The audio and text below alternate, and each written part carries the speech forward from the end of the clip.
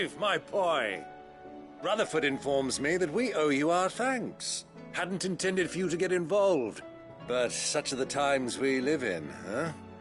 I would have done the same for anyone else. You're far too modest, Clive. You'd make a terrible nobleman. But tell me, is the realm truly in as dire a state as Rutherford suggests? From what little I saw, you were right to be worried. I suppose I should have expected the worst. But I was rather hoping the great and good of the realm might have things a little more under control.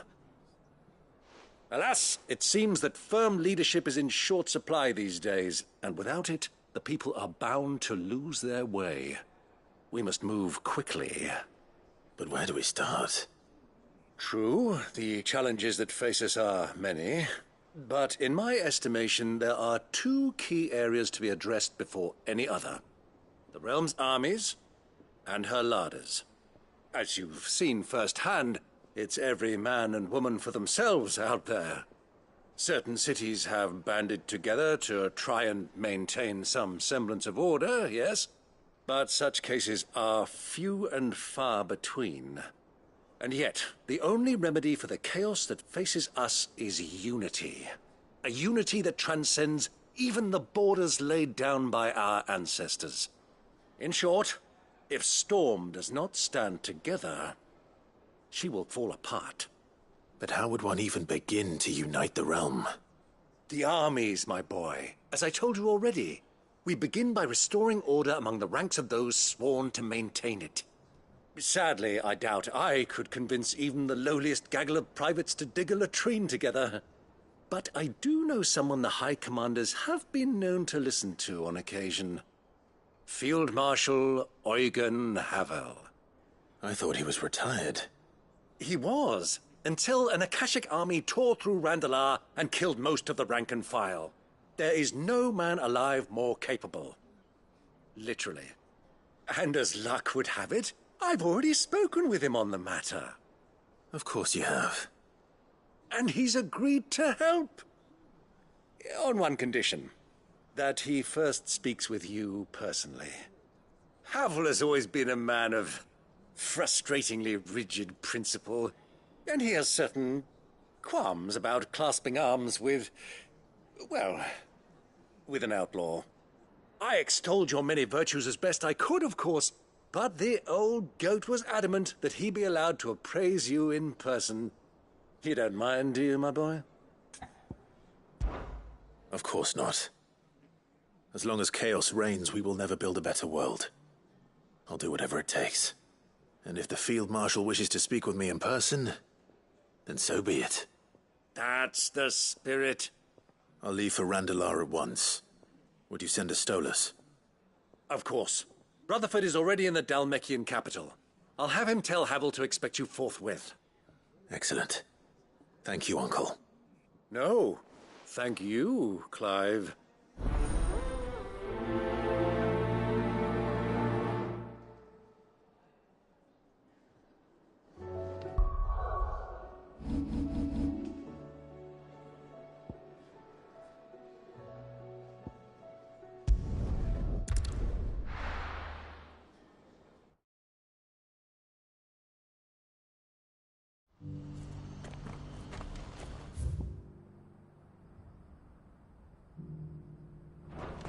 Do you see that too?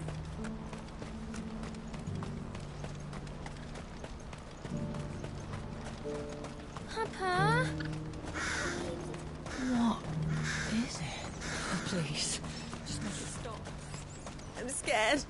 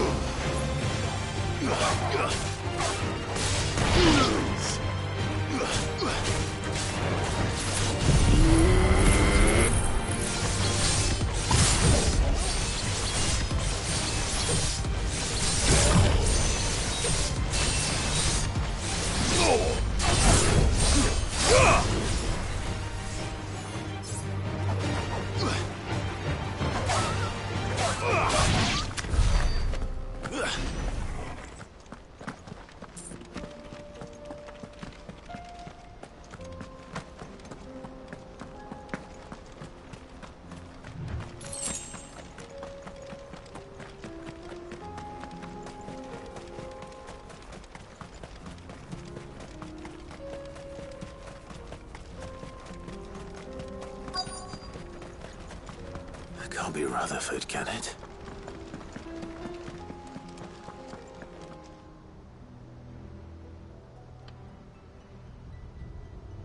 Turncoats and cowards, the lot of you! If it's a fight you want, it's a fight you shall have! Allow me. I don't need your... Please, Field Marshal. Oblige him. This won't take long. You're right. It won't. Men, finish him.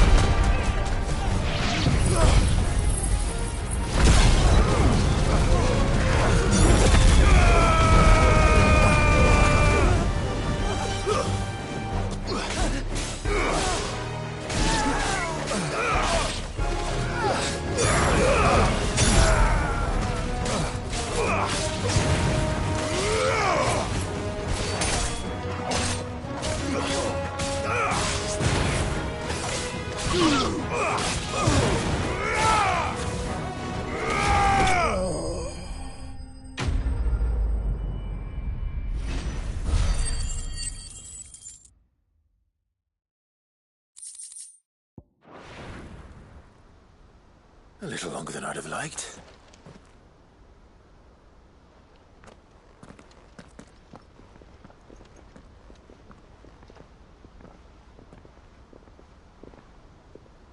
Field Marshal Havel, I presume. Are either of you injured? No, my lord. You arrived just as our escort turned on us. Fucking traitors! I'd heard reports of soldiers in the outlying regions abandoning the oaths they swore. But I hadn't thought the corruption had reached so close to the heart of the Republic. It's a fucking disgrace. Your interfering old bastard of an uncle tried to warn me, of course. My lord Marquis. Or is Sid the Outlaw more to your liking? Call me what you want. It doesn't change who I am, or the urgency of the message I bring. My uncle has a plan to right the realm, and he needs your help to see it through. Before I agree to anything, I'd have you answer one question. What do you stand to gain from all this? I won't deny that I might benefit from further chaos. But I seek a new beginning for all of us. And while the choices I've made may not always have been the right ones, I know I made them for the right reasons. For so long, so many of us have been told how we could live, how we could die, when it should have been our decision all along. Now we have a chance to put things right. But in order to take it, we must stand together. Even if it be beside those with whom we don't see eye to eye.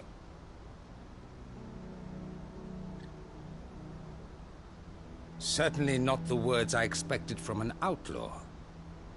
But perhaps your uncle was right. You are no ordinary outlaw. I'll never hear the end of this. All right. I'll start by ordering my most trusted guard to bring the Dhalmekian fringes under control.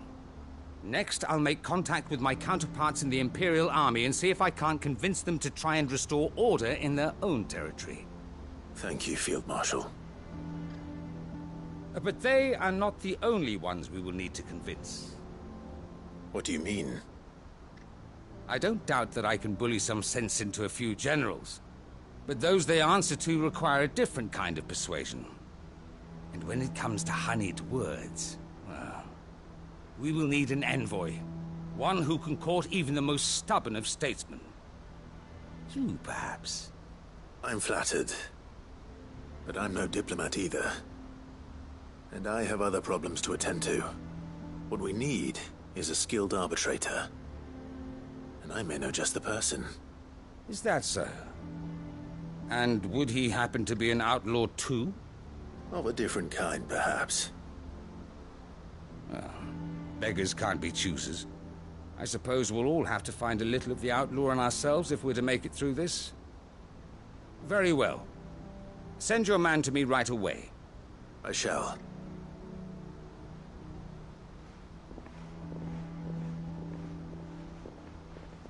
My Lord Marquis, your Lord Uncle bade me escort the Field Marshal to his manor in Port Isolde. And I will see that my associate joins you there. Very good, my lord.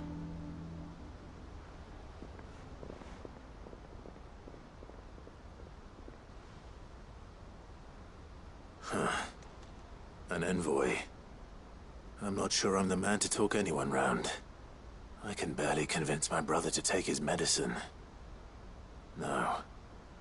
This is a job for someone with experience.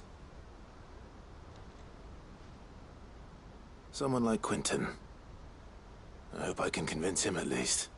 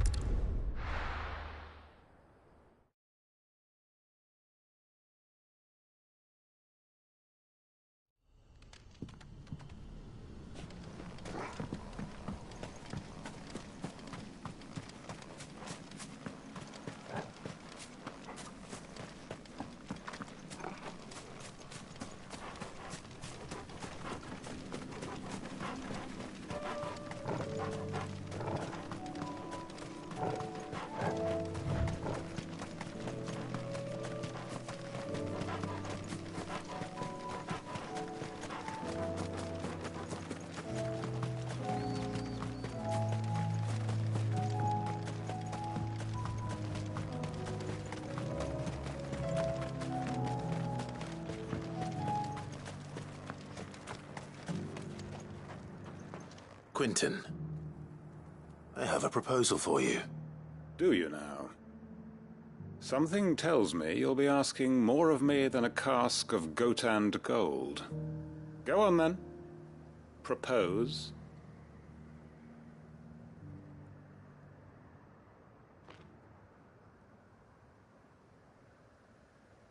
You'd have me convince the chiefs and chamberlains of the realm that they should simply swallow their pride and do the one thing that has proved impossible for thousands of years. Was there anything else? Perhaps I can fetch you a meat pie as well. I know it's a lot to ask, but I can think of none better suited to the role. And you'd have me give up what little I have left to do it. I told you, Clive. The people of Lostwing are my family, and I cannot abandon them. You'll have to find someone else. I'm sorry to hear that. So am I. And why might that be? What he's asking. How's it any different to what you've done so far? They want you to speak for those who can't speak for themselves. That's what you do best. If it's the vineyard you're worried about, we'll see that the grapes are picked and the tons filled. You know we will. It's not that. Then what is it? You said yourself we're family. Don't you trust us? You know that's not what I'm... Then what are you saying? That only we are worth saving? Why turn your back on everyone else? You convinced us we could build new lives for ourselves, and if you can do that, who's to say you couldn't convince the entire realm? A stirring argument. I fear that any rejoinder I make might fall somewhat flat by comparison. So you'll join us? Where do you need me? Field Marshal Havel will want to speak with you in person. He's currently in Port Isolde. I can arrange for a party of Cursebreakers to accompany you there. That would be very much appreciated. I hear the roads are far from safe these days. Hopefully not for long. My uncle will want to know that his plan is taking shape.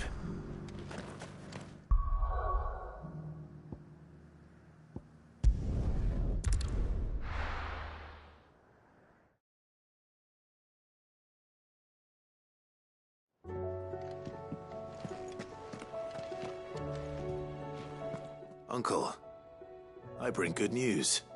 The Field Marshal has agreed to your plan. Ha! Of course he has. I didn't doubt you for a moment, dear boy. Rutherford is accompanying him back to your manor in Port Isolde as we speak. They will await your return there. As will one other. One other? Who, exactly? Lord Havel was concerned that even if he could get the realm's armies to agree to an accord, he might not be as successful in convincing those with political power. He asked if I might have a solution, and I suggested a certain Imperial Lord Magistrate turned Liberator. One of your co-conspirators? Master Quinton would probably call me one of his. But yes. Another outlaw, then. Just the thing we need to put these rotten politicos in their places. Good thinking, Clive. I'm glad you approve. The more the merrier, eh? Uncle, assuming Havel and Quinton can solve our problem with the armies, you still haven't mentioned how we might manage the grain shortages. Oh, don't you worry, my boy. The 7 high houses will be seeing to that. They have all agreed to make the most generous of donations. Oh, of course, it did take a little persuasion, but luckily I had some unexpected help. From who? Why, you, my boy. Rumor has it that you rescued the Lady Ariane's head steward Rockford from a horde of bloodthirsty bandits. It was more of a handful. Well, the old battle-axe was so pleased. She had a shipload of talents delivered to my private docks by the next new moon. And when the other houses saw the parsimonious old crone's purse strings finally loosen, they as good as tripped over themselves in the rush to follow suit. I'm happy to hear it. Now, I must be getting back to the manor. Join us there at your earliest convenience, would you? Of course, Uncle.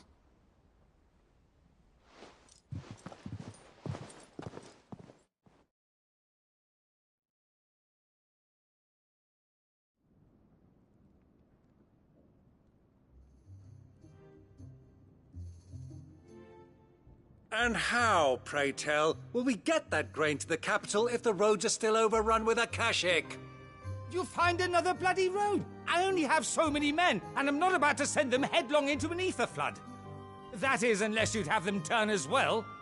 Well, I'd certainly eat less. Says the man with a belly bigger than a band of curls. My soldiers actually need their rations. Without any food to keep them going, they'll be dead even before you've sent them on your fool's errand. If I may, gentlemen, perhaps I might suggest an alternative approach.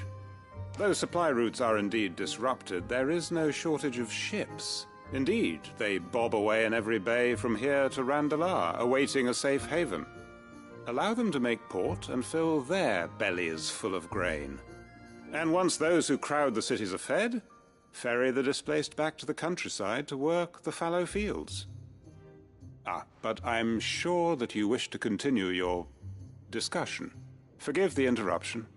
2 such firm friends as yourselves need no help from the likes of me. Rutherford spoke fondly of the great bond between you. Us? Friends? I can't stand the man. Clive, I'm beginning to question the quality of the company you keep. And what kind of company were you expecting him to keep? The man's a criminal. Criminal? How dare you? You are not fit to breathe the same air as this fine, upstanding young gentleman. Upstanding? He calls himself Sid the Bloody Outlaw. Once more onto the breach.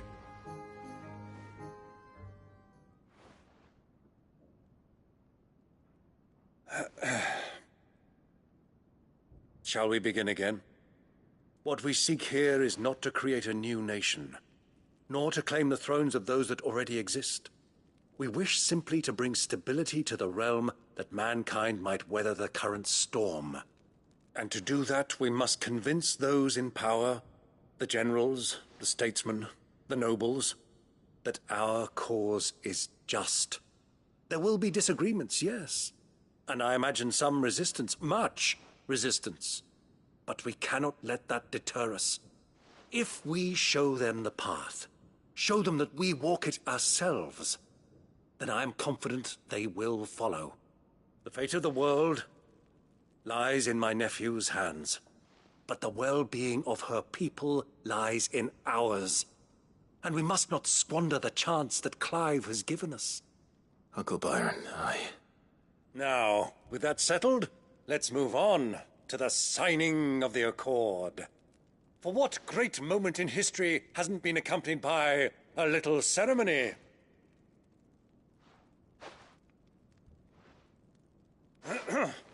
Citizens of Valisthea, I present to you the Triunity. Rutherford, Mike Will.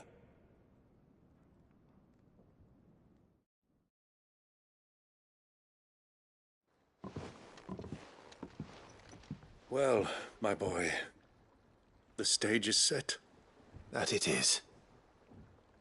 This is the role you were born for. Now I ask only that you trust in the talents of your supporting cast. We shall play our parts to the best of our abilities, that you might have the opportunity to shine. The realm needs its Sir Crandall. And there is no better Crandall than you, Clive. I want you to keep this signed accord as proof of our faith in you. I will. Thank you, Uncle.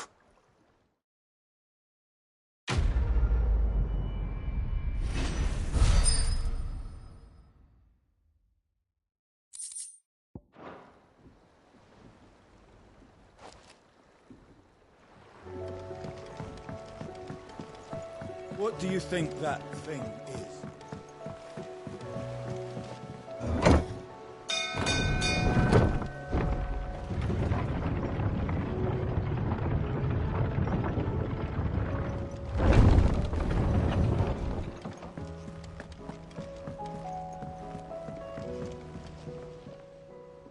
Ah, Clive.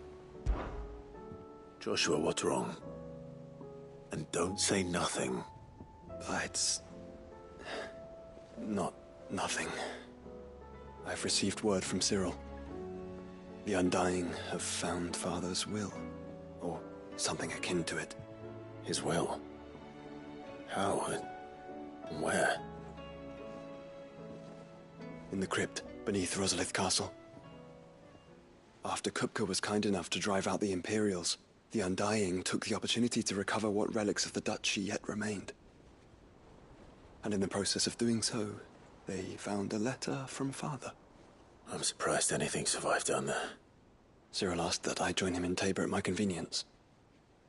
I have been meaning to go, but would you join me?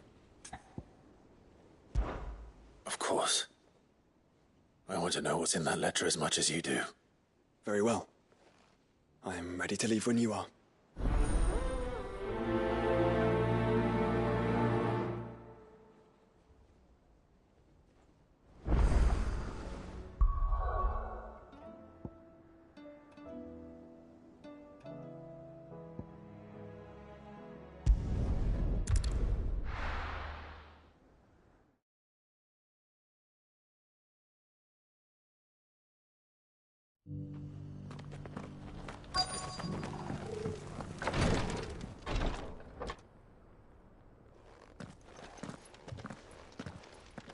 Your Grace, my lord, I trust your journey was not overly onerous.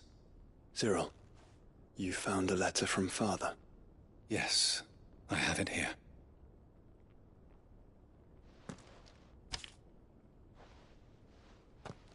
If you would do us the honor, my lord.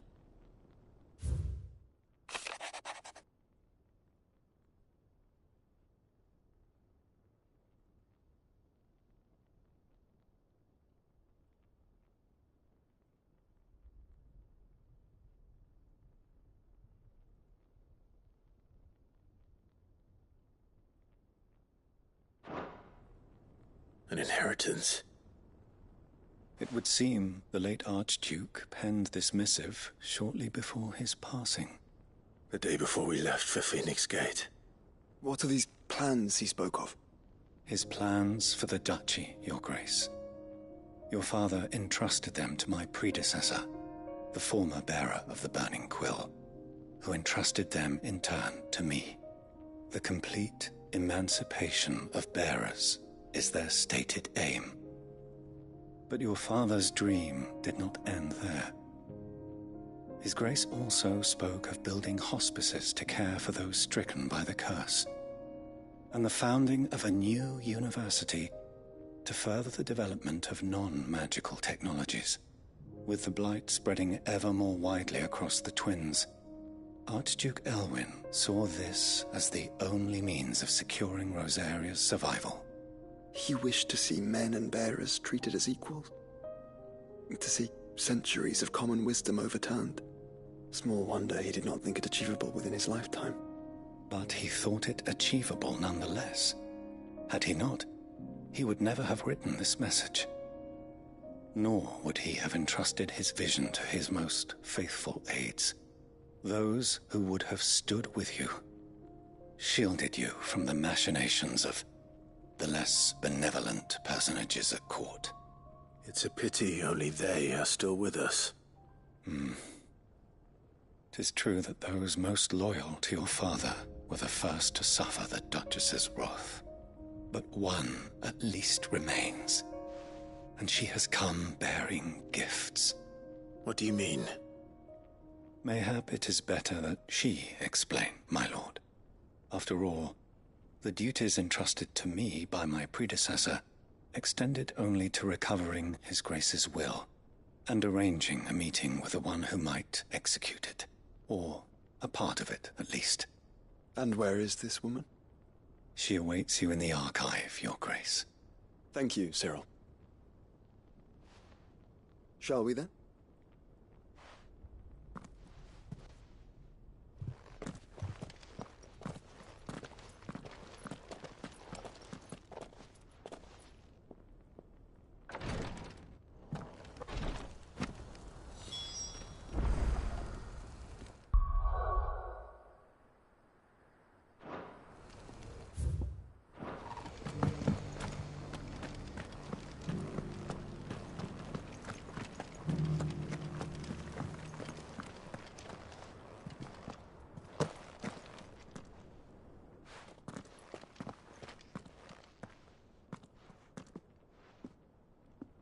My lord, Your Grace. I hardly recognize you. I am Goditha, retainer of House Rosfield, loyal servant to the Phoenix and his shields. Your father, the Archduke Elwyn, entrusted me with the delivery of a gift. I only hope you can forgive my tardiness in bringing it to you. Lift up your head, Lady Goditha. You have our gratitude for your service to our house and to our father. I merely did my duty, as any proud Rosarian would. My lady, perhaps you could explain a little more? What exactly is the gift you bring? As I'm sure you know, it has long been the custom for the children of House Rosfield to be presented with certain keepsakes upon their coming of age. Indeed it has. Our father often spoke of the day when our turn would come. And had he lived to see it, he would have presented you with the treasures I bear. Matching armbands for you both. Alas, he did not live. Indeed, he was taken from us even before they could be completed. He had intended to claim the Heartstone with which each armband was to be finished himself, but it was not to be. And his gifts remain incomplete. I see. It saddens me to bring them before you, as they are. It was your father's wish that you be presented with the finished articles, not these, works in progress. But with His Grace long since gone, and the stone left unclaimed, I had little choice. You are grown men now, and his house is yours. And while I would not presume to insist upon your claiming the Heartstone in his stead, I know that nothing would have pleased him more than for you to do so. Thank you, Lady Goditha. What say you, Clive? What else? Of course, my lady. May our father's will be done. Oh, I am much obliged. Do you know where we might find this Heartstone, my lady? I do. Though it may be a matter of a good deal more than simply happening upon it. It is found in the bellies of elder griffins, you see. We do at least know where to find one. A certain specimen has made its nest in Titan's Wake, not far from here. A certain specimen? You are most perceptive, Your Grace. In answer to your unspoken question, yes. In fact, this is the very same beast your father meant to slay. I have been tracking its movements since you were but a boy. Were you to slay it in his stead, as men of House Rosfield, it would surely make your father proud. What say you, Joshua? What else?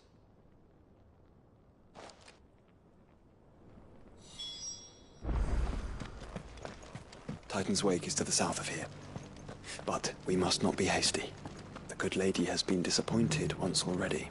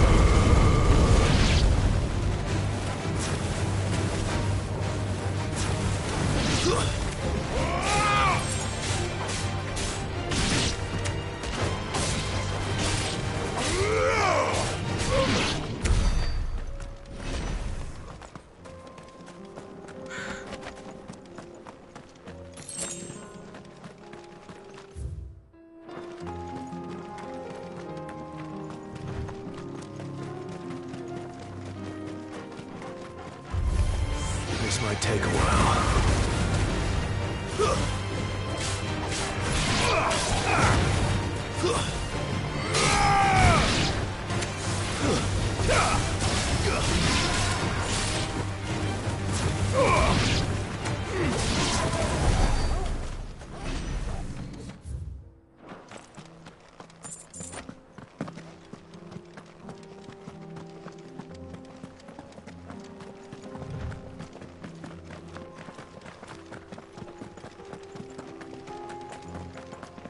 Eyes peeled, Joshua.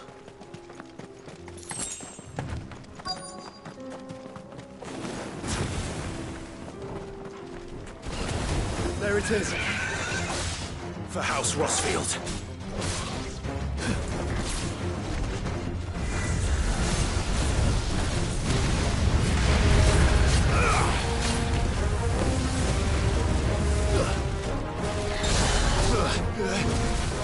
Let's try.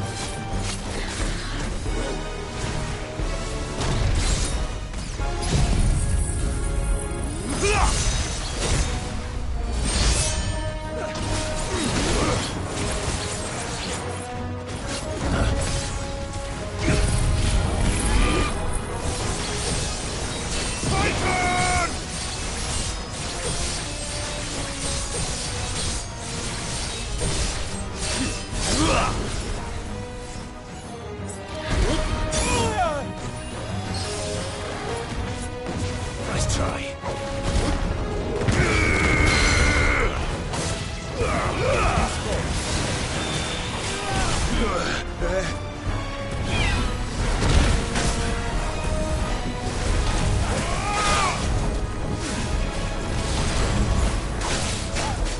Titan!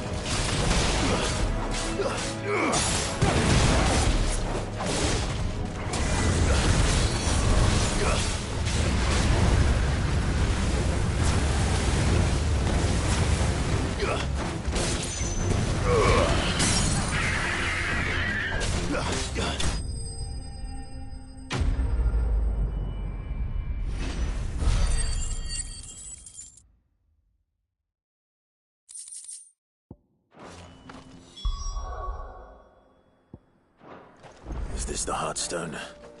I expect Lady Goditha will know.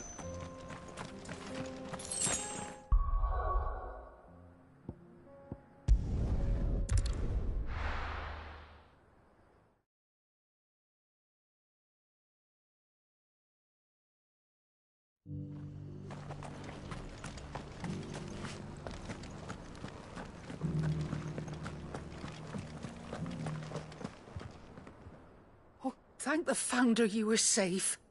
The Griffin is slain then? And the Heartstone claimed.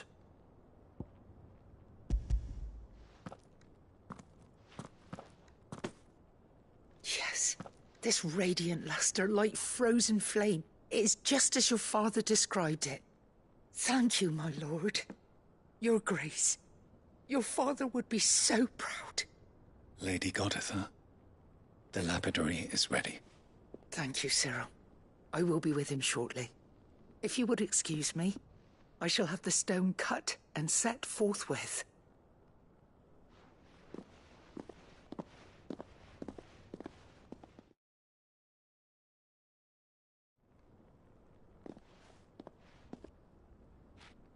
The armbands are complete.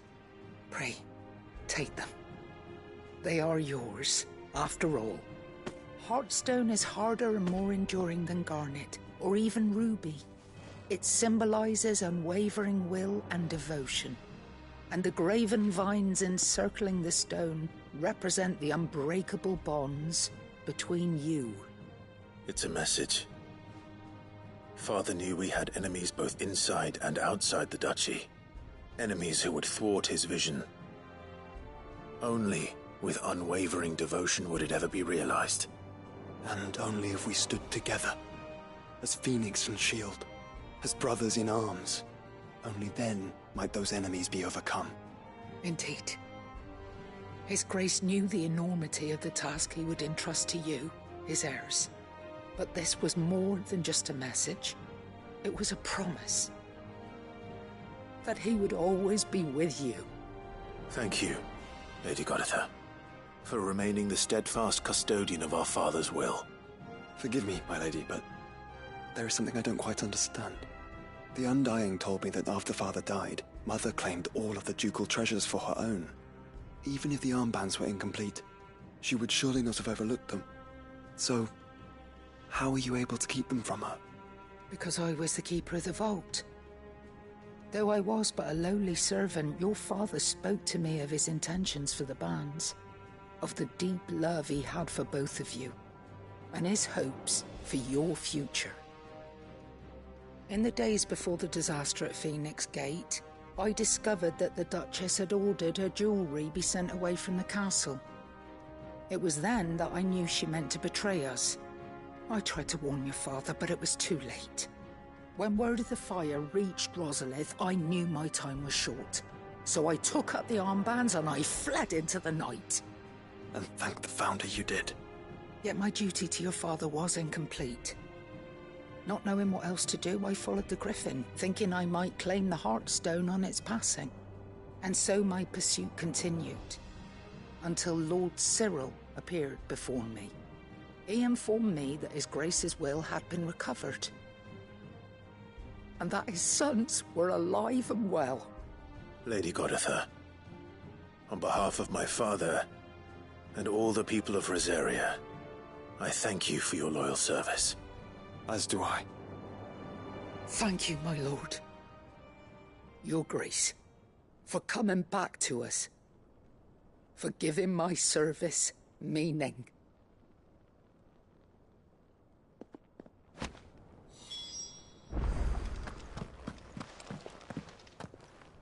The bands suit you well.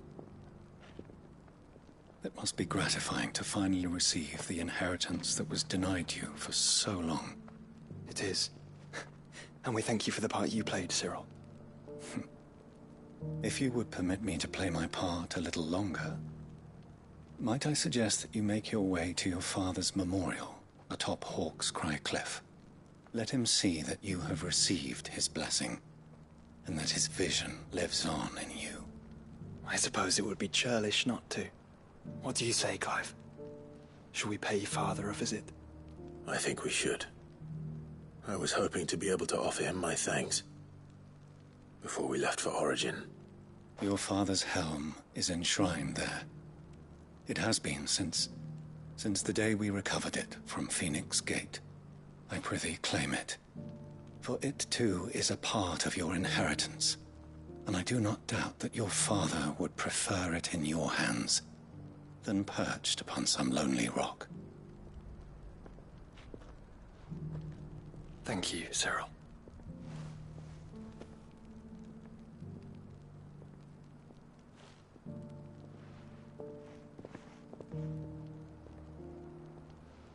Come on, Clive.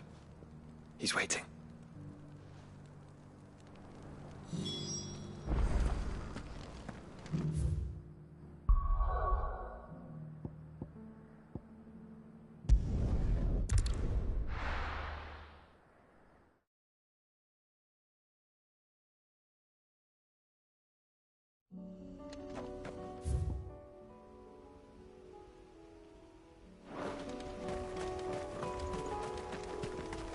Unwavering will and an unbreakable bond.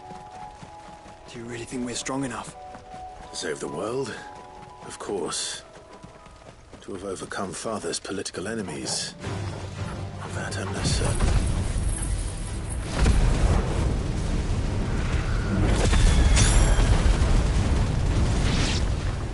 Especially knowing what we know now.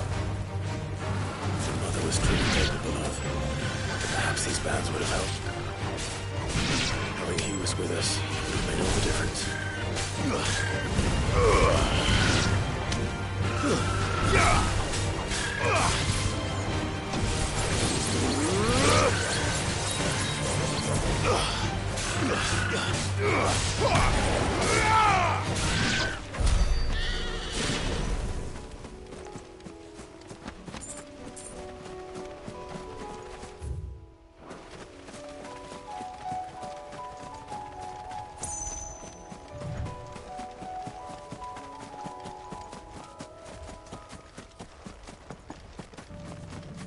It's just back there.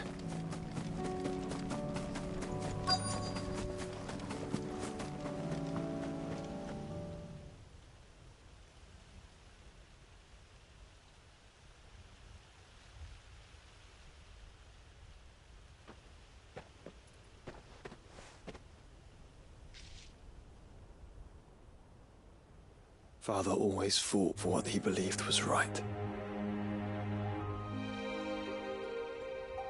It wasn't until that night at Phoenix Gate that I realized I had never fought for anything. I always had someone else to do the fighting for me.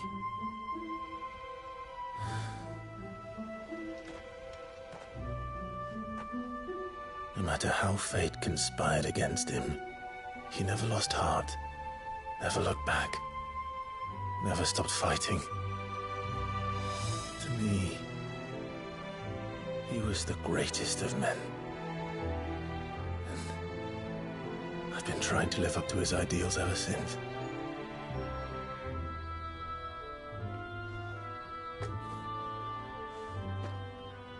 We all have, Clive. We all have. And we'll keep trying. Because that's what he would have wanted. What he would have done himself. Even if it meant standing against the very gods in the heavens. I shall be borrowing this, Father, if I may. That you might watch over us as we follow in your footsteps.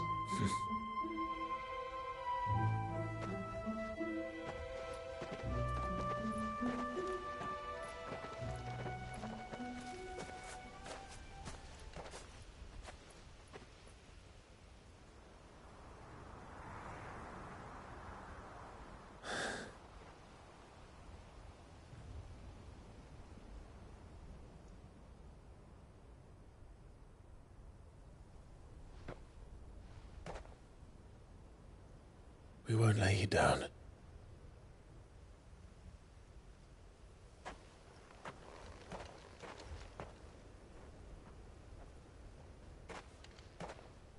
Onward then. Onward. To the end. And to a new beginning.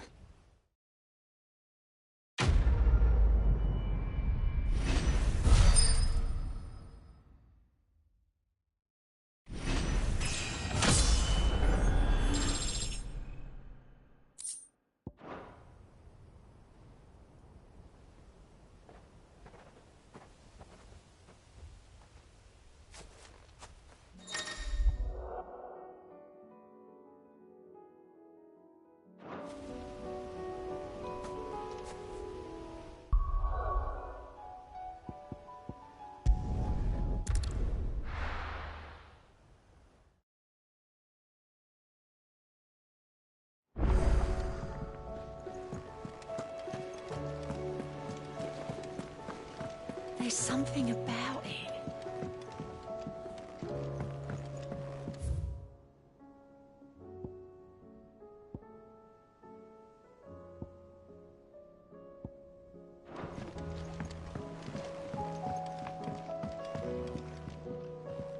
Sid, I was wondering if you could help me. It depends what with. A bearer, but recently freed from his bonds, is keen to join the Curse Breakers. As you know, the work we do is not easy, which is why we test every volunteer's suitability. I was hoping you could oversee this one's evaluation. I don't mind, but why this one? Because he wants to be a scout. Our ranks are filled with men and women capable of breaking chains and putting slavers to the sword. But scouting, we're few with the nose for that, which is why we still rely so heavily on Gav. And since he accompanies you on so many of your missions, I thought you might be better placed to recognize the traits in him that we should look for in those who'd fill his boots. Sounds reasonable. So you're happy to oversee the boys' test, then? One can never have too many scouts. Truer words, Sid. I'll let the initiate know that you'll be attending his trial, and that he is to proceed directly to Northreach in readiness. No time like the present, eh? No time like the present. I'll await you there.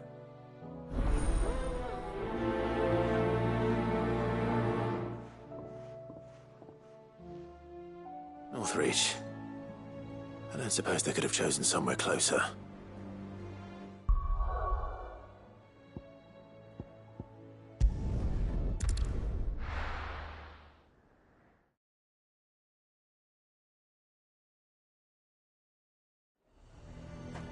Nazaire might at least have mentioned where in Northreach he'd be testing this recruit. I've nerve. Well met, Sid. This is the initiate. Ember, present yourself. At your service, Master. Please, just Sid. There are no masters here. Your life is your own. Oh, of course. Thank you, Sid. The sergeant says you'll be evaluating me at my trial. To become a scout, yes. You are aware of the dangers inherent in that role. I am. But I swore I'd face them. Just like the man who saved my life. And who would that be? Gav. It was him who found me and freed me. No magic, no support, just one man and his nose. Came and sniffed me out. It taught me what one man can do if he puts his mind to it. And I've been training ever since, so that one day I can be someone's saviour, just like Gav was mine. I'm sure he'd be flattered. You clearly have good intentions, Ember. And it sounds like you're under no illusions.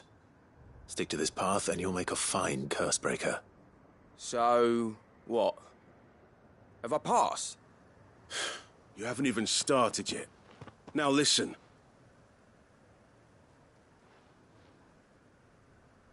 Not far from here is an Imperial lookout, Eastwatch. The guards there record all their sightings in a logbook. You are to find it and bring it here. And bring it here, right. Anything else? No. Sneaking into a heavily guarded Imperial outpost and stealing the logbook would be quite sufficient. You'll need to assess the situation, determine a point of entry, create a distraction and effect an escape, all without being discovered and thrown into an Imperial oubliette. Ember, Gav isn't our best scout because he can do everything. It's essential that you know your limits.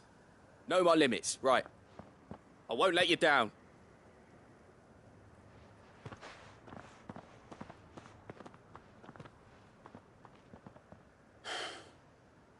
It shouldn't be as dangerous as I made out. But keep a weather eye on him all the same, would you? On my way. All right, Ember. Impress me.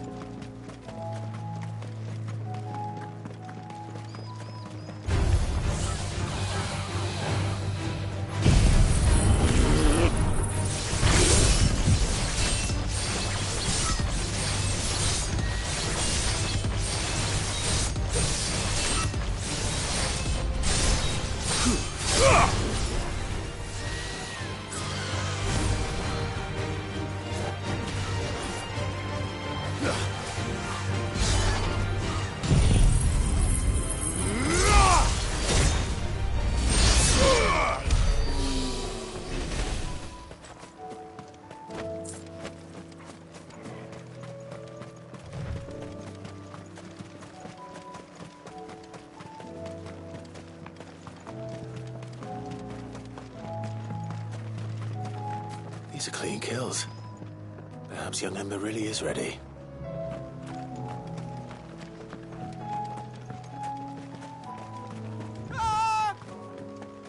Or maybe not.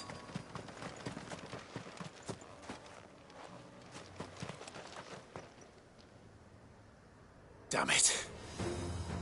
Ember, draw your sword! I can't! Then run! If you want him, you'll have to go through me.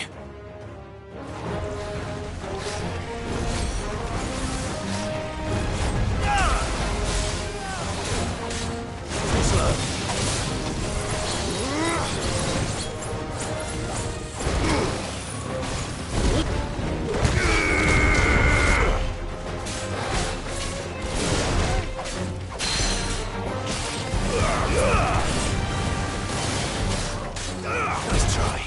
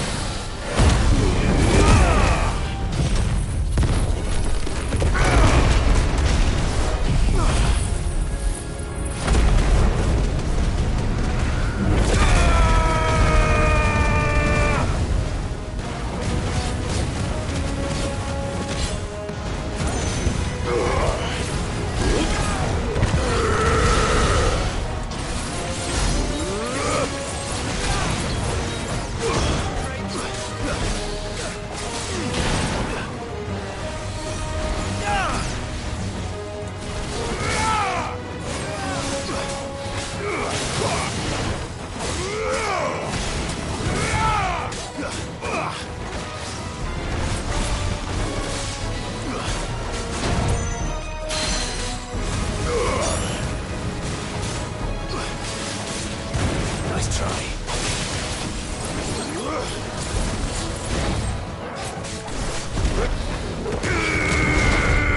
That's the way!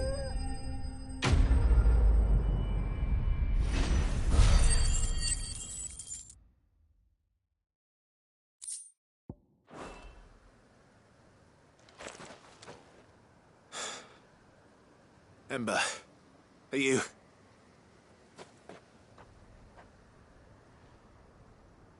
Gone.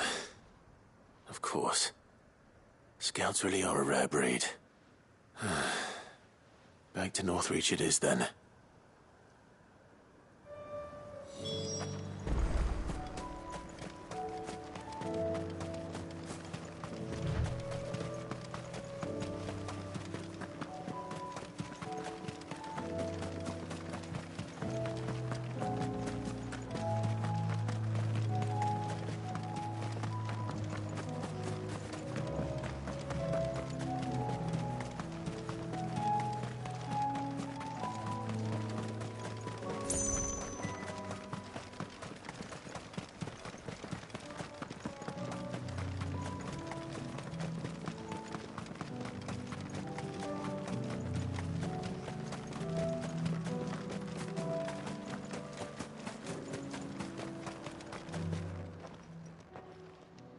I didn't expect you back so soon.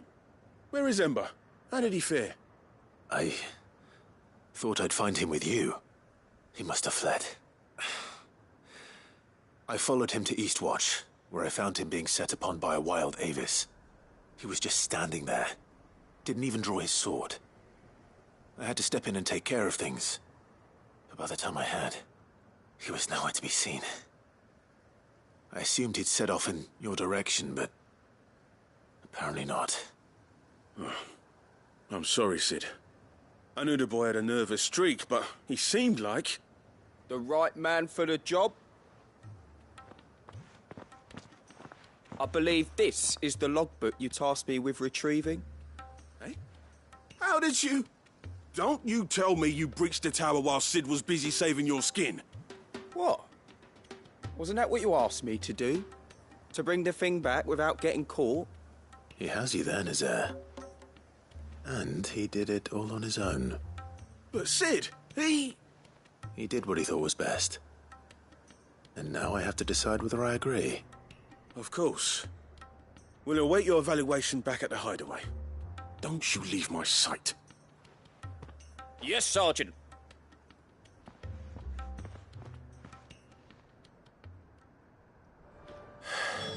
This won't be an easy decision.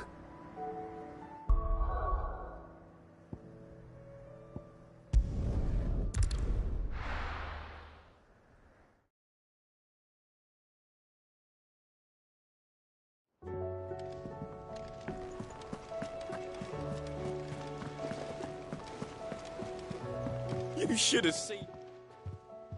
Welcome back, Sid. Welcome back, Sid. Yes.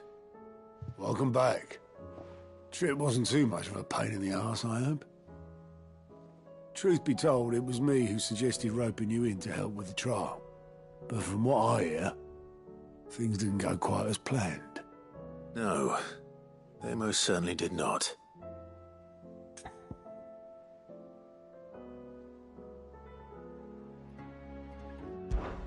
Ember lost his nerve in the face of a beast of prey, but he didn't lose heart. He pressed on, and he achieved his aim. And is that not what we ask of our scouts? Indeed it is. Thank you for your honest appraisal, Sid. The fact remains, however, that Ember will not always have a battle-hardened warrior on hand to pluck him from the jaws of peril. All I have gleaned from this trial is that without someone watching his back, Ember is little more than a liability. Wait, Sergeant.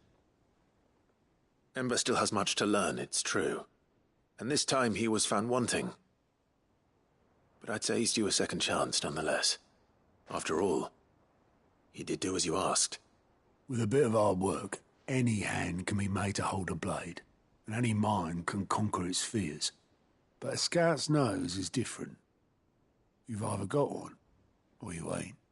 And by sniffing out that log, Young Ember here has shown he has a conch and a half. Wouldn't do to waste it now, would it? Fine. One more chance. I'll do whatever you ask. I'll spend my days and nights in the pit if I have to. I'll show you. Just you wait. Daft as a brush, that one. But his heart's in the right place. Just like someone else we know. And if you ask me, we've been leaning on him for far too long. That time the curse breakers took some of the weight off his shoulders, I reckon. It couldn't hurt. Just don't tell Gav I said so, will you? I won't have him thinking he's been hard done by. Next thing you know, he'll be asking for a day off. Chance would be a fine thing. Back to work. Forgive me, Sid. This did not play out as I expected. Things really do these days. But that's why we need men like Ember more than ever. Men who can make the best out of a bad situation. Remember that. I will, Sid. Thank you.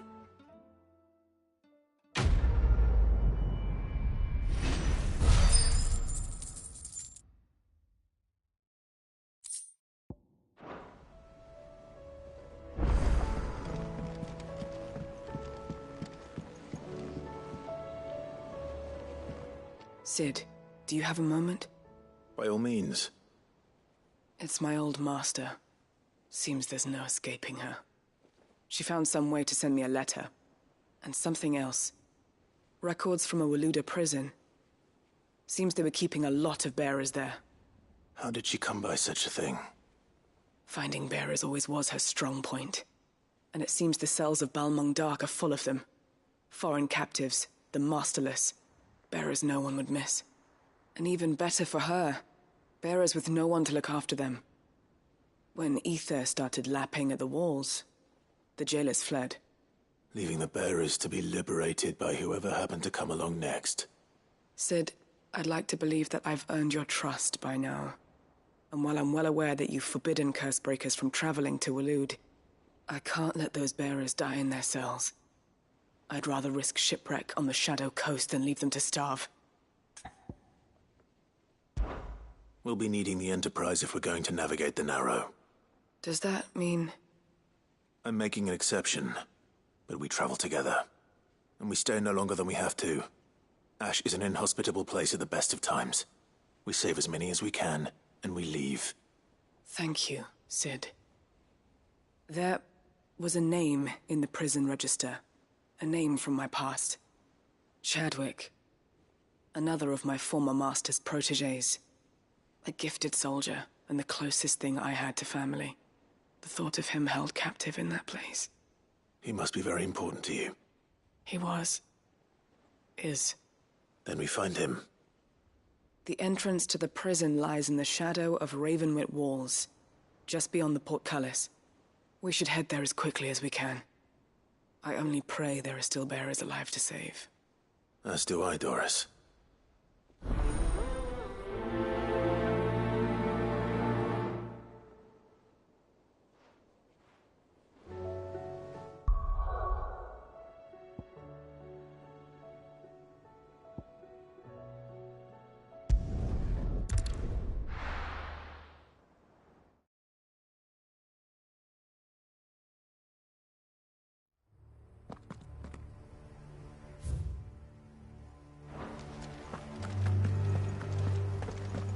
Doris is waiting for me near Balmung Dark. The longer she's out in the open, the more likely she is to be found by Akashic. I need to hurry.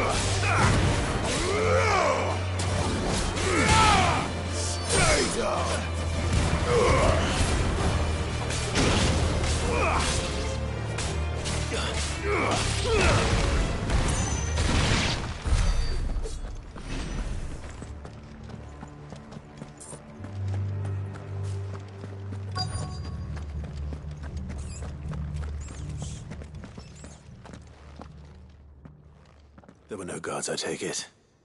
None manning the gates, no. It's a different story inside, though. The corridors are crawling with Akashic. Most likely guards left behind when the Wardens ran. If Chadwick was being held here, I worry that he may already be. Don't give up hope just yet. But let's move quickly. Let me check the ground floor. The ether's thickest there. Then I'll search the upper level. Good luck, Sid. Stay safe.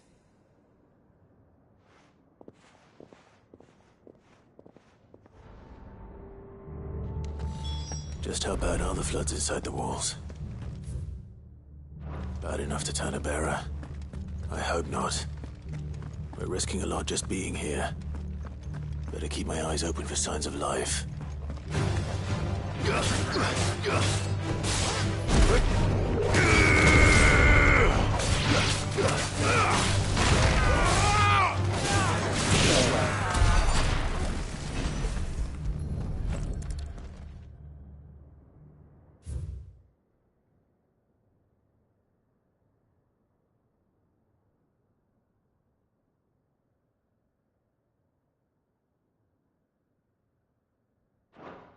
So this place was no ordinary prison. And I doubt they'll have taken the creature with them when they fled.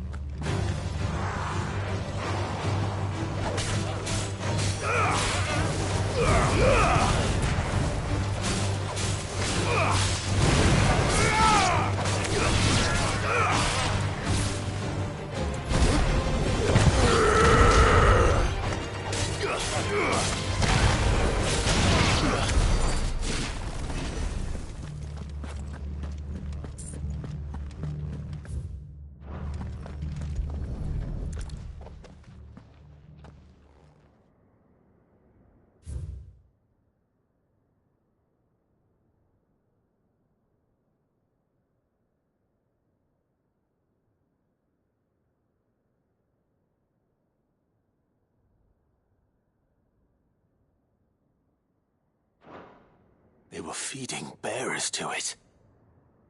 This is even worse than I'd feared.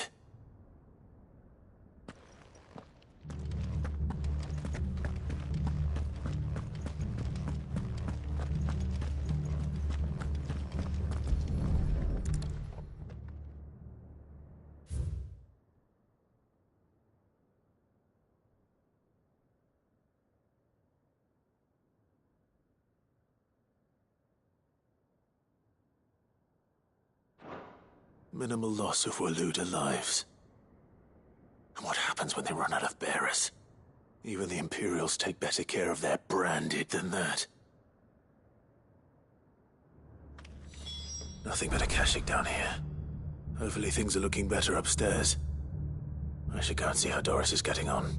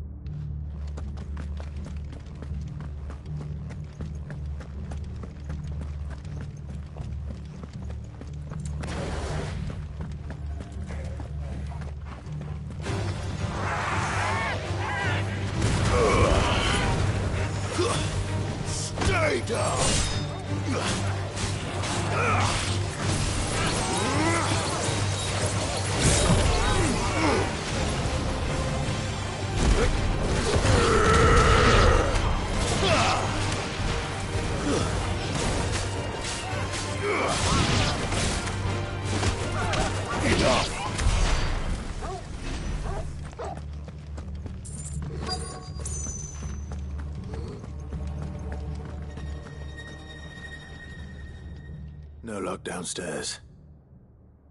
But I did find out that this place was more than just a prison. Something far more sinister was happening here. I know. I've been reading some of these documents, and it can't be true, can it? Bearers die every day in service of their masters, but this is so much worse. Pitting bearers against a wild beast armed with nothing but their wits? And all in order to bring about more death. And not just those who could fight, but the elderly, children even. And those who wouldn't or couldn't were disposed of. Whatever that means. I'm afraid it means they were fed to the monstrosity they kept here. Then we're too late. And I was a fool to bring you here. Don't say that. Did you find anything else? A key. But it doesn't fit any of the locks on this floor. Perhaps it will fit one of the doors downstairs. There's a corridor I haven't searched yet. Finish up here, then come and find me when you're ready. All right. I'll be there in a moment.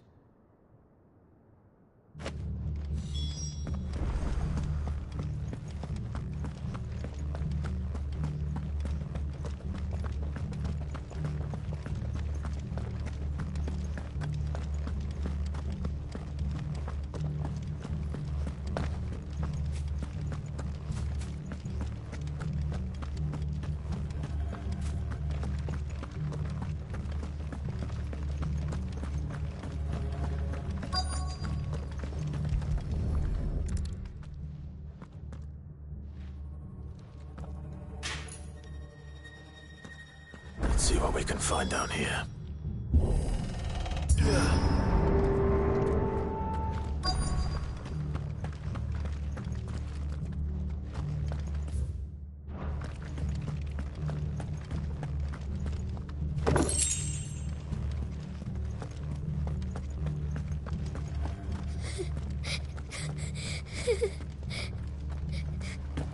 A survivor. And she sounds close.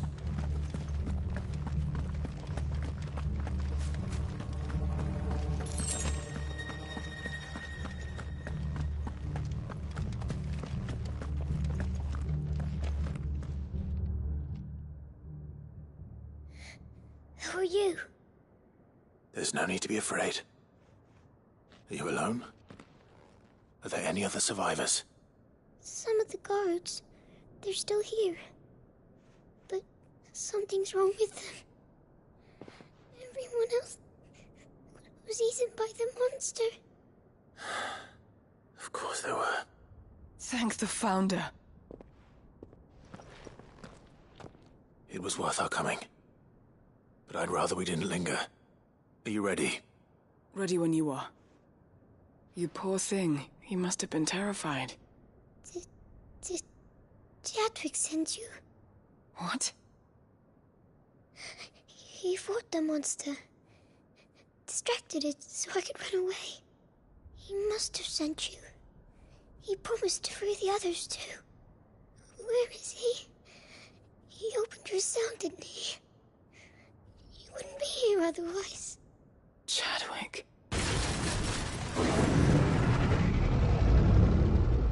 Was that? Monster's back! Chadwick, help! We have to get out of here. Doris, keep the girl safe. All right. You put that bearer-eating bastard in the ground. It's out there waiting for me. I can't let it live. Not if it's got a taste for bearers.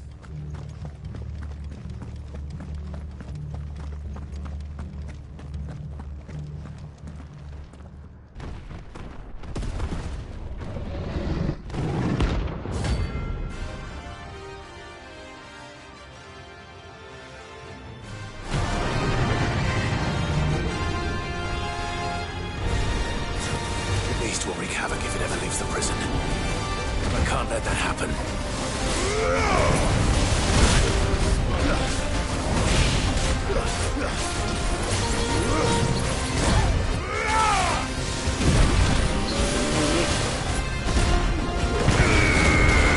Slow. Nice try.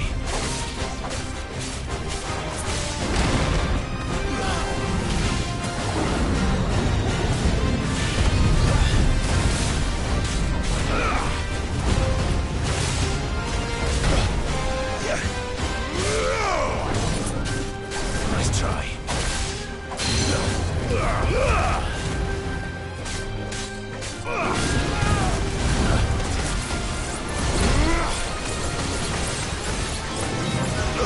Come on, guess we're all ready. Well done, Tom.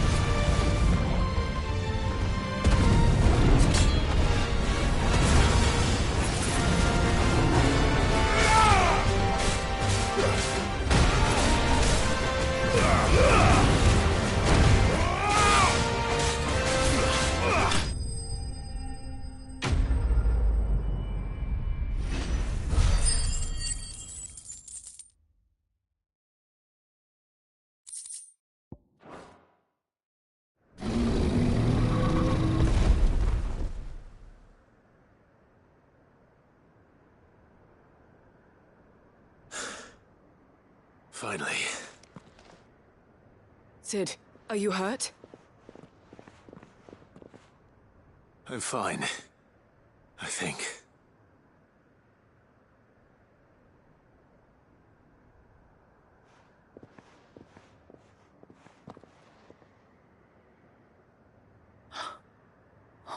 No. What is it? A diary. I gave it to Chadwick before we went our separate ways. He was here. Do you think that creature? I'm sure he fought bravely to the last. The girl is safe thanks to him. Chadwick. You fool. Come on. We have to get her back to the hideaway. We don't want his sacrifice to have been in vain. No, of course not. I'll see that she's looked after from now on. It's the least I can do.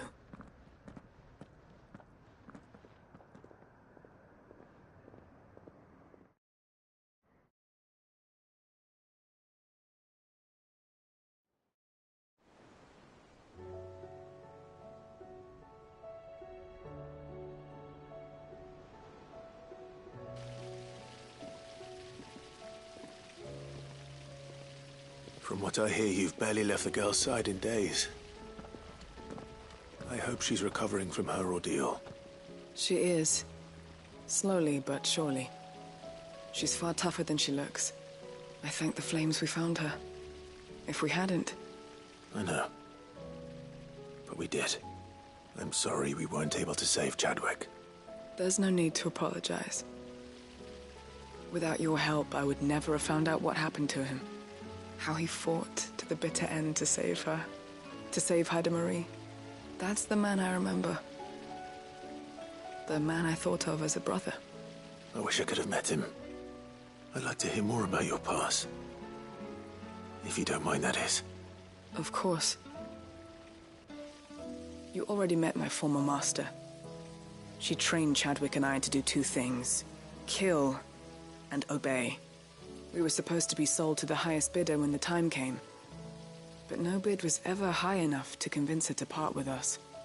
For years we were her daggers in the shadows. But we could never quite shake our doubts about the things she made us do. And then, one day, we just couldn't do them anymore. So we escaped. But staying together was out of the question. They would have found us too easily. After so many years of training, the pull to serve was always strong. It scared me to think he might have taken another master, become a dagger in someone else's hand. But even in captivity, the battles he fought were his own. And he died not as someone's tool, but as a hero.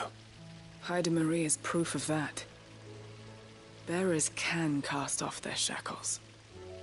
And the curse breakers will show them how. I'll fight until my dying breath to see it done.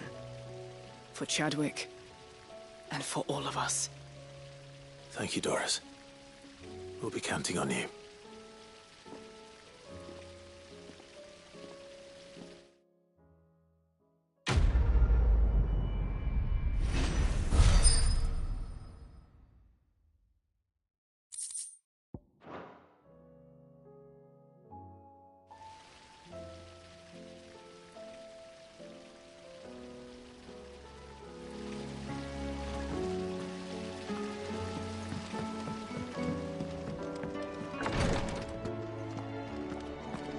Collapsed back there. Can't keep this up much longer. It's just a touch of the vapours.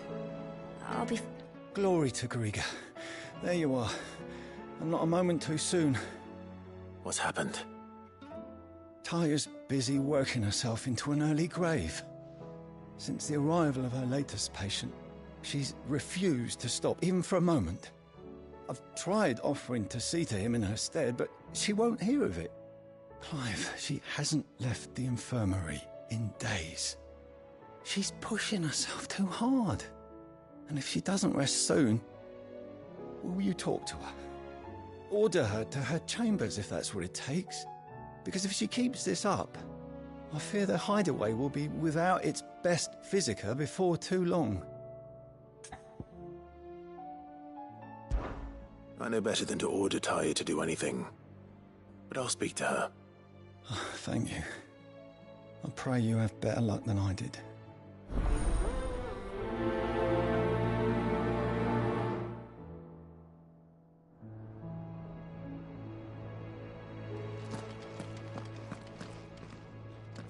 Well, Taya, Rodriguez worried about you. And if what he says is true, then so am I. We all admire your dedication, but you do need to rest. I will, when it's time. Until then, I'm staying put. We owe him that much. Who is he? Someone from my past. Someone who doesn't deserve to die alone. It won't be much longer. The crystal's curse has almost finished its work. If I had the tears, I could ease his passing. But without them, we've nothing that will touch the agony of those last few hours. How would tears help this man? Not my tears.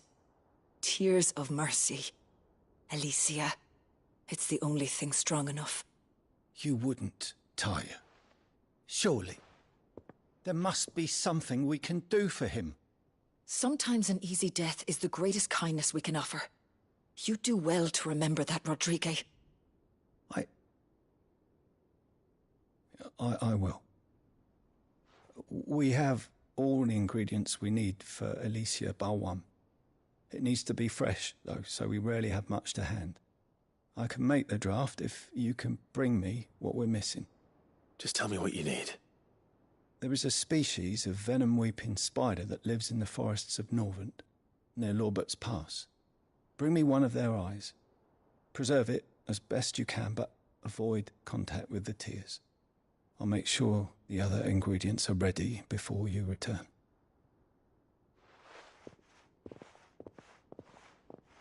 Thank you, Clive. I won't forget this.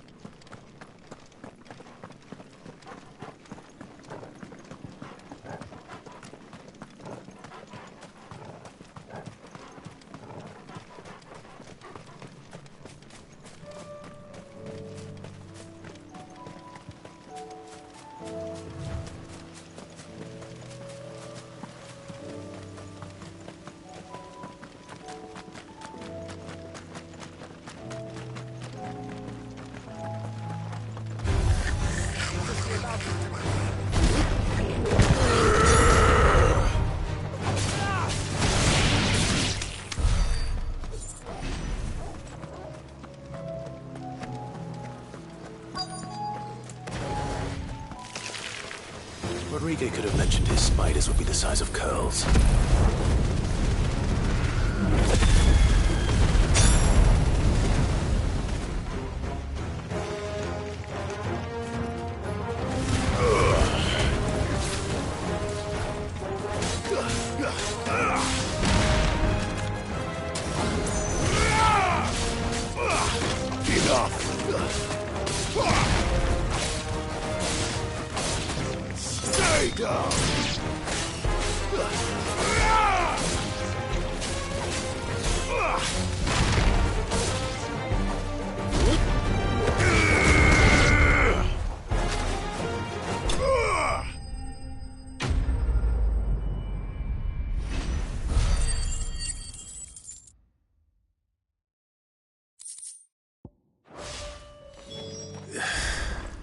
Hopefully one won't be enough.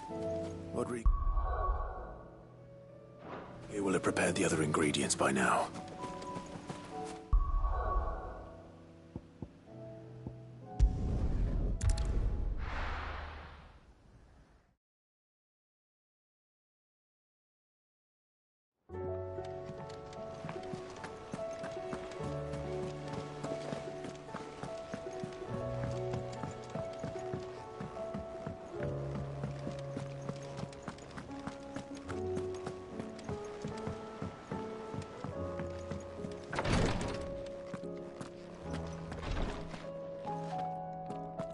Thank goodness you're back. Taya looks like she's about to collapse. Is this what you needed?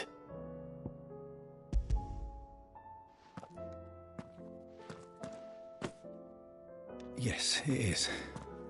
Thank you, Clive. I'm loath to give a patient Alicia, but Taya's right. Sometimes it's all we can do. A single dose dulls even the most agonizing pain, and all other sensation with it. It may be a gentle way to die, but it is death nonetheless. I wish there was another way.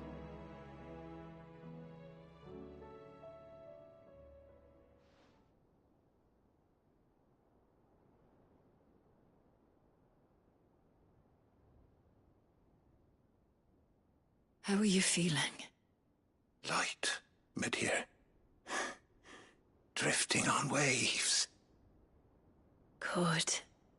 Just relax. Let the waves carry you to a better place. Thank you, Taya. I'm so proud of you.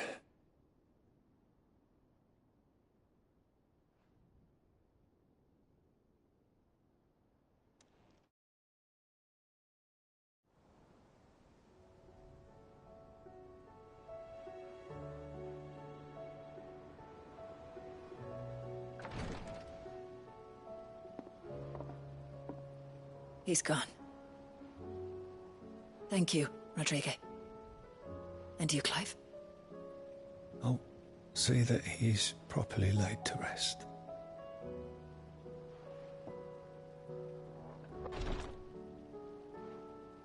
The man you helped today was my mentor, back in the Southern Isles, on the front lines of some meaningless war. I was still a child when they shipped me to their triage tents, to treat the wounded with my gift. But in such blighted lands, I was next to useless. Until he taught me the true physicker's art, that is. An art we would be lost without. Tears of mercy were his gift to the bearers of the world. A respite from the agony of the curse's end. And a kindness Sid would have approved of. You know as well as I what life is like for a bearer soldier. Marched from one battle to the next, never knowing which might be your last. A commander may care nothing for the bearer spent in his service, but my mentor's gift gave the dying one fleeting moment of tranquility before the end. I've no tears left, Clive. I've seen too many of my friends taken. Something needs to change. And we need to be the ones to change it. And we will. I promise. I hope so.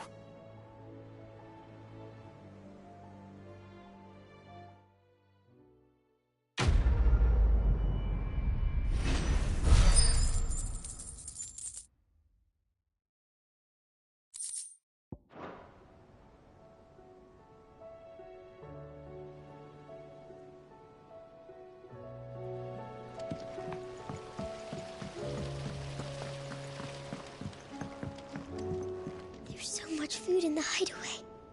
Sometimes, in my cell, my tummy rumbled so loud that Chadwick would sneak me some gruel from his bowl. I miss him. He would have liked this place.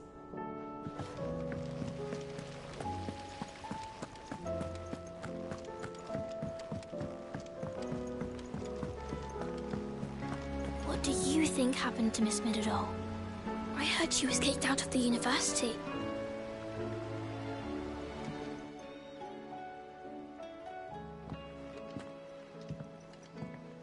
Sid, you have to help us. With what? You didn't take apart another of Mid's contraptions, did you? No. Well, yes. But that's not what we want to talk to you about. It's Miss Middledore.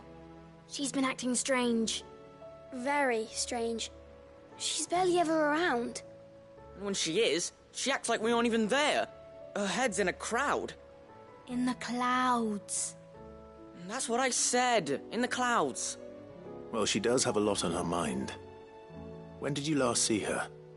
Not long ago. Right after she got back from saving you from Stonear. Then it's probably just about the Enterprise. It did take quite a battering on the way there and back. You didn't break it, did you, Sid? You really should be more careful around Miss Middeldore's inventions. Oh, don't listen to her. Even if you did break the Enterprise, you could put it back together, couldn't you? But who's gonna put Miss Midadol back together? She seems really sad. Why don't I go and see if I can cheer her up? You do that? For us? She's in her dungeon. Don't scare him. It's not a real dungeon. Thanks for the warning.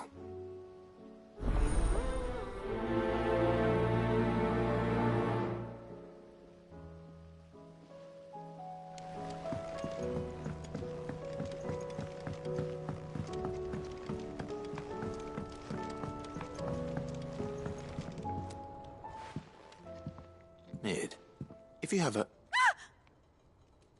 That's it! I knew it! The answer was right here under my arse all along! If this doesn't steer to the skies, nothing will! To the skies? You aren't trying to give the Enterprise wings, are you? What else would I be doing? The children seem to think you're avoiding them. They're worried about you.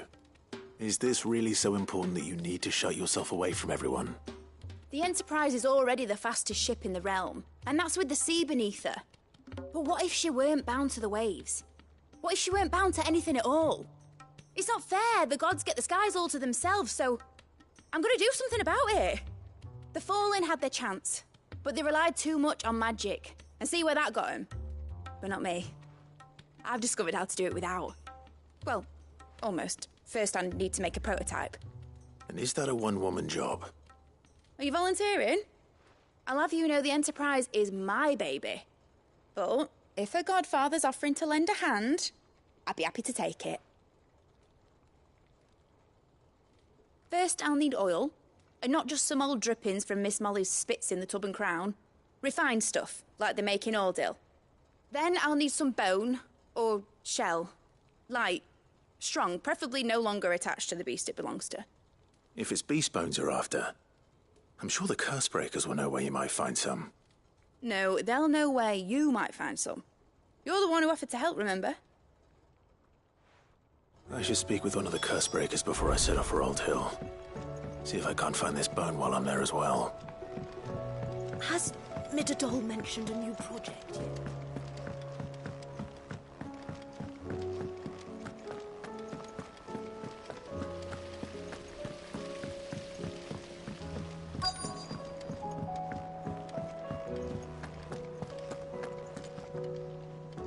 All right, Sid. Come to buy us around, have you? Only if you earn it. Mid needs a piece of light but durable bone for her next project. You've encountered your share of beasts on your travels across the realm. Any ideas?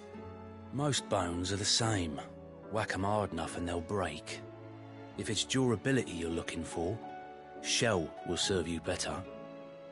You know what an adamantus is? I do. And I know to give them a wide berth. Will any old adamantus do? Well, with shells, the older the harder. There's a rumour of an ancient adamantus down in Karava, near Old Bidza. Or what's left of the village anyway. But don't expect to make quick work of the bastard. There's a reason it's lived as long as it has. I'll keep that in mind. Thank you.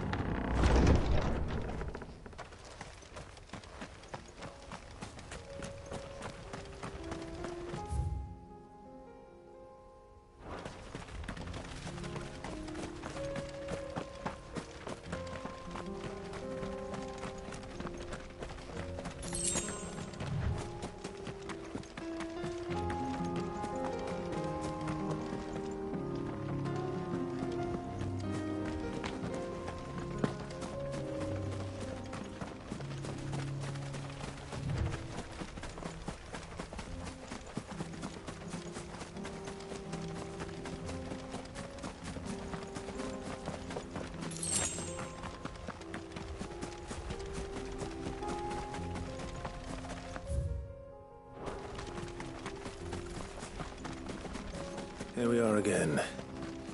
Carava. If you were a tortoise, Torgor, where would you hide? It looks like we found him.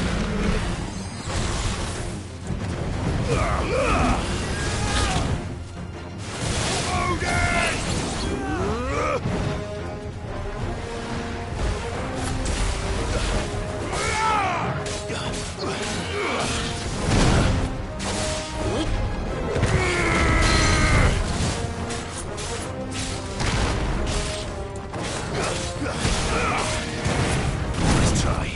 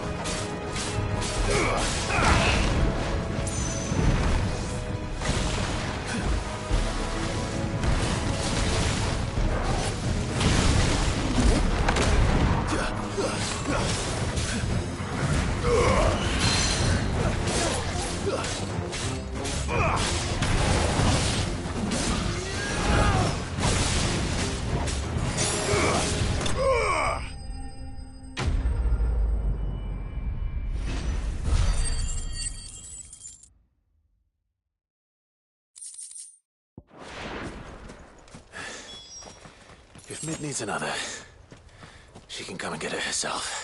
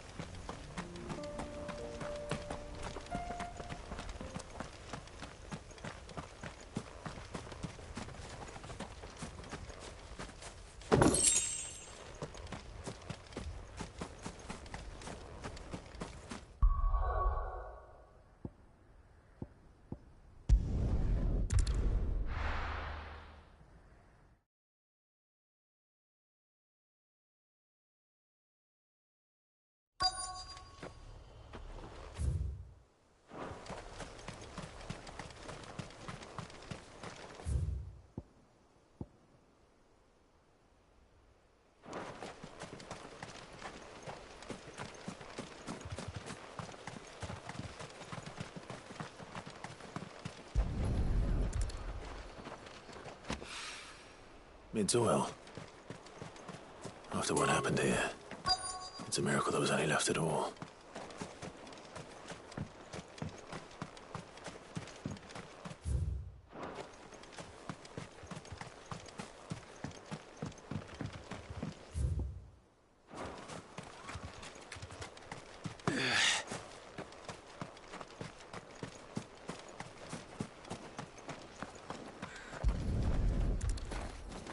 I better get these materials to Mid so she can finish her prototype.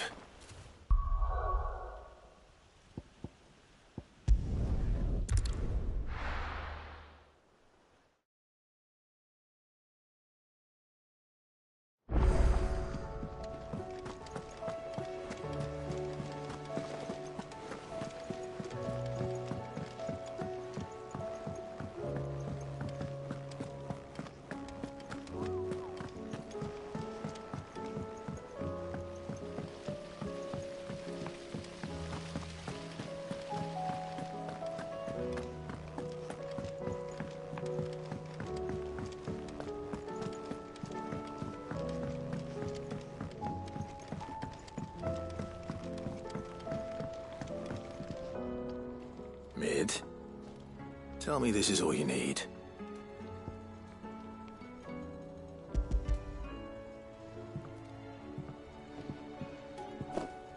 Aw, you make it sound like I asked you to save the world or something.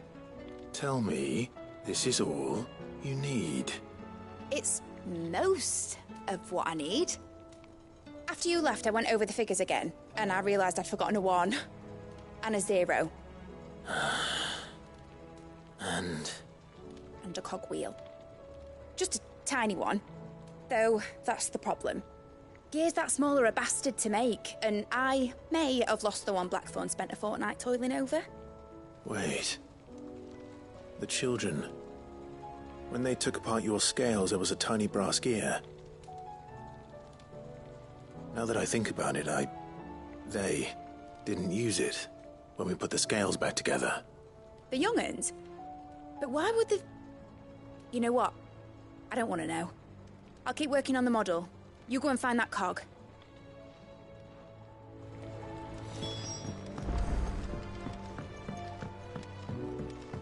Has Midadol mentioned a new project yet? Sid! Is Mid still hiding from us? She wasn't hiding. She's fine. She's just busy working on her next project. A new invention? What is it? What is it? Is it an airship? I bet it's an airship! Do you think she'll let us help? That just so happens to be why I'm here. She needs something special, something only you three can provide. A brass gear. A tiny one. One that might fit on, say, a set of scales? Oh, the one you forgot! We remember! We saved it, just in case. It's in the bag of bits. Since your lesson, we've been disassembling, then reassembling everything we can find.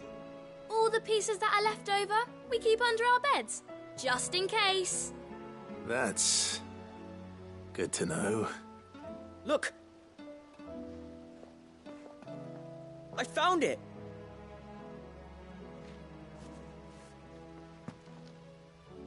Is that all? Just the gear? We have more parts if Mid needs them. That's all for now.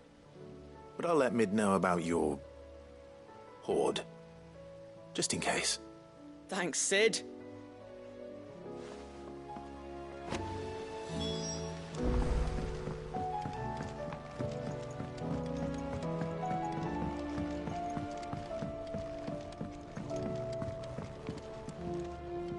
Well, did they have it?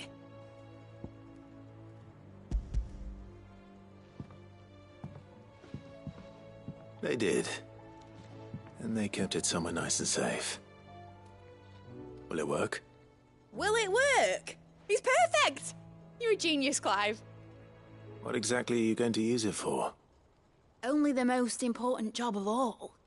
The wings aren't going to move on their own, but with the right cog in the right place. Well, you just wait and see.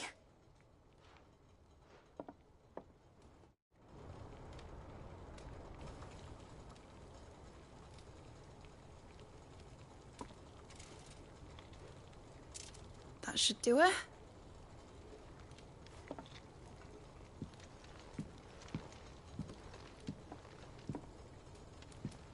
Here goes nothing.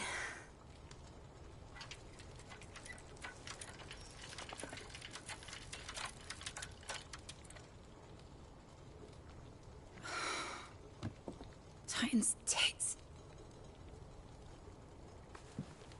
It wasn't supposed to fly, was it? Of course it was supposed to fly. Wouldn't be much of an airship if it didn't. Honestly, these bloody engines are driving me mad. I was so sure this would be the day she soared. The Mithril engine was made to make dreams come true.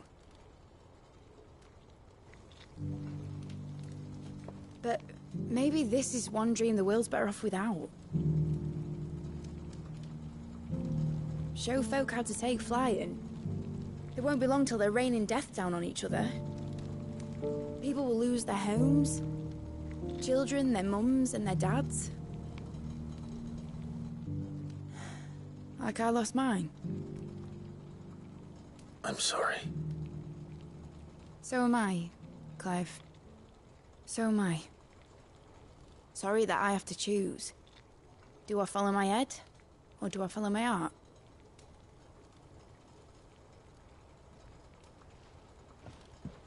Good question. The first time I stood on the deck of your ship, felt the wind in my hair. It was like I was flying. But imagine how it would feel to actually do it. My dad always said there were two ways of living life. Chasing a dream or shuffling to your grave. And he were right. Right about a lot of things. Not that I like to admit it. People need dreams to chase. Especially in a world like this.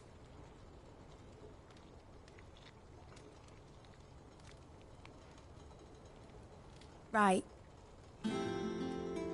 When this is over, I'm gonna take all my mithril engines to Zemeckis and sling them over the edge. I won't have my dream end up turning into someone else's nightmare. But all that hard work... All that hard work will not be used for war, Jamie. But it ain't like it'll be gone. Tell me, Clive, have you ever been on a treasure hunt? Not since Joshua and I were boys. Why do you ask? Because I'm going to bury the engine schematics and leave behind a little riddle telling people where to find them. A really hard one, so that only the most dedicated dreamers will ever be able to work it out.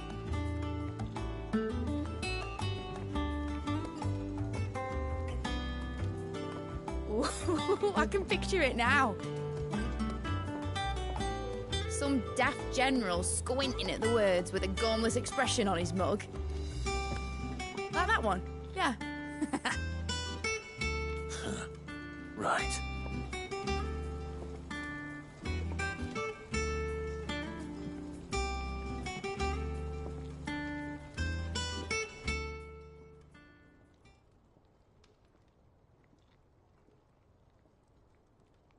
Of course, if I'm putting this engine at the end of a treasure hunt, I'll still need to make it a treasure worth hunting for.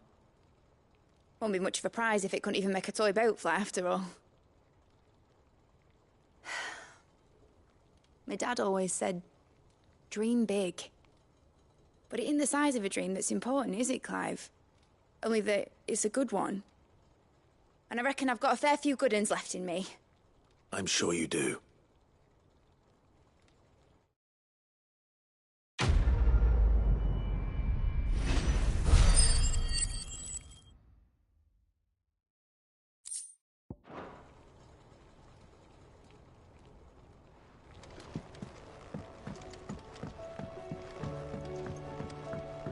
Has Midadol mentioned a new project yet?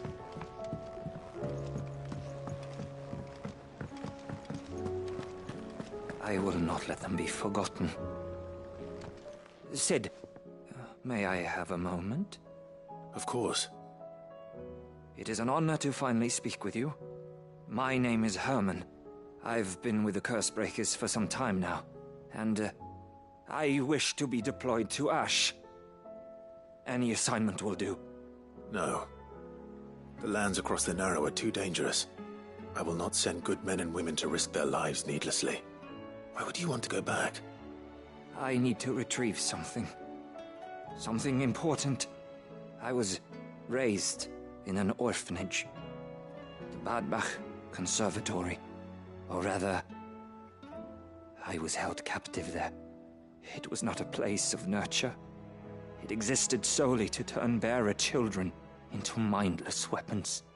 We were tortured until we feared no pain. Tormented until our hearts turned to stone. And few ever survived long enough to become tools of the last king. I can't imagine. I lost so many. I can't even remember all their names, but they must be remembered. They cannot fade away, faceless and forgotten. The Institute was run with military precision. Every child measured, every name recorded, every death logged with meticulous care. Cid, allow me to travel to Ash and recover the registry so that my brothers and sisters might live on. You are a good friend, Herman. But the fact remains that Ash is simply too dangerous. Cid, please. Even should it cost me my life. Too dangerous for you, Herman. But not for me. I'll go to Bad Bach and find the registry. You will? I won't let you risk your life. I don't know how to thank you. You can start by telling me where I'll find this orphanage. Vida Grace. Hidden in a forest, overlooking the plains. All right. I'll see what I can find there. May the mothers guide you.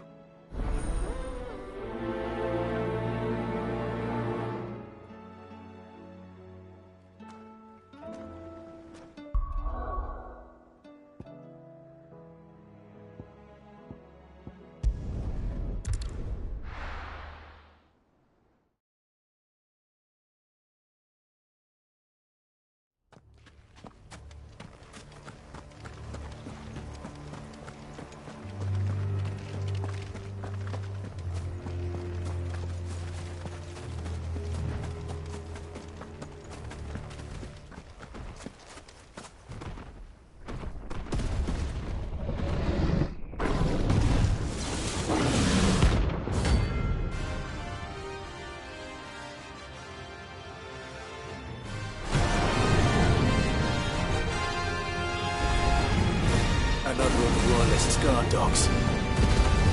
Specimen it is too.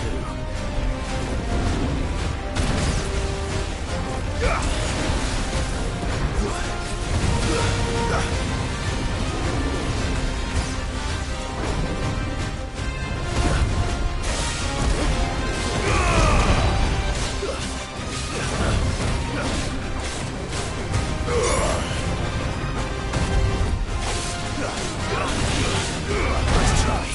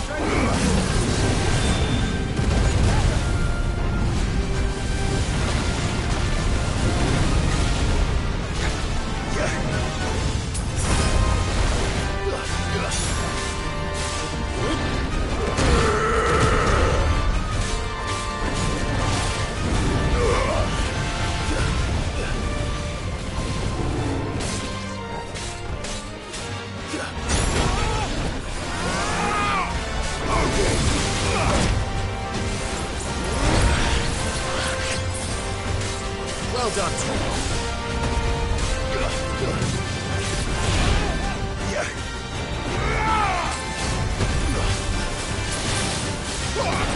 Sword and stone!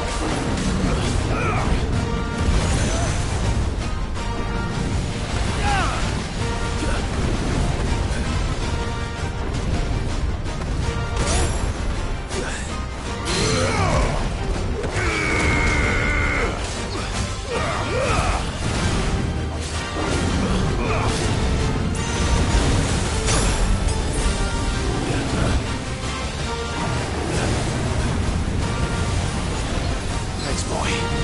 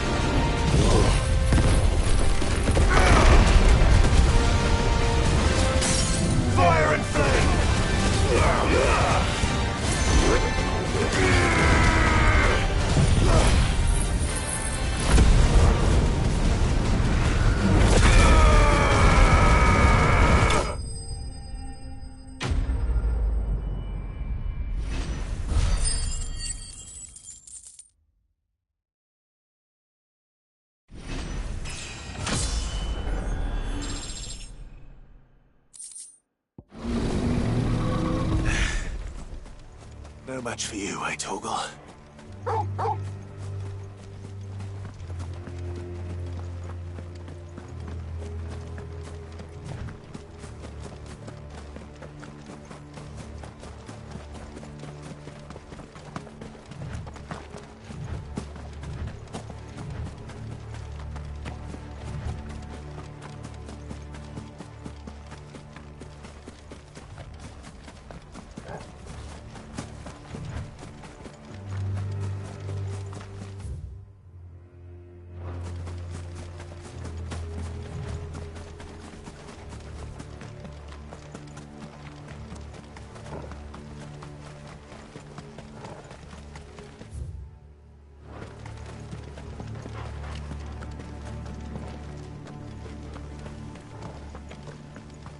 This must be the orphanage.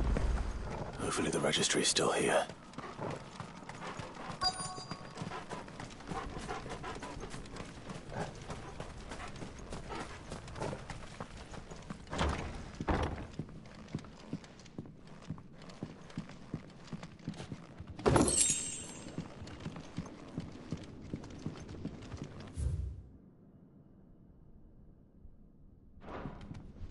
Conditioning.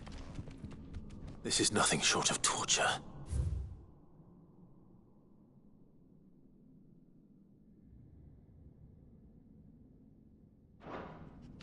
Disposed of. Herman wasn't exaggerating. It's a wonder he survived this place. I need to...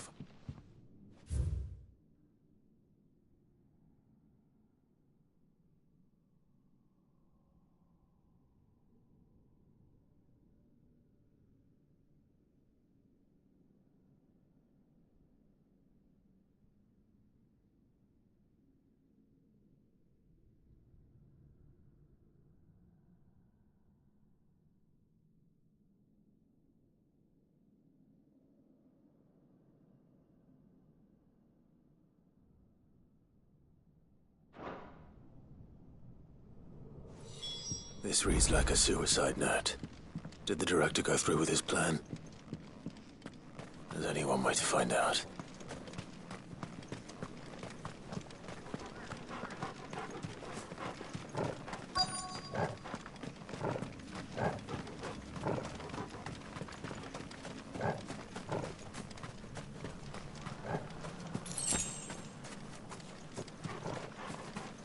A forked white tree. This must be the place.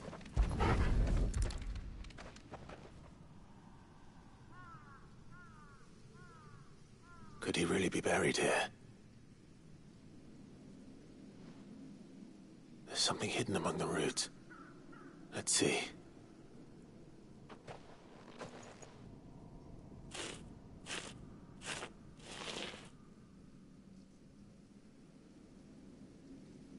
This must be the registry.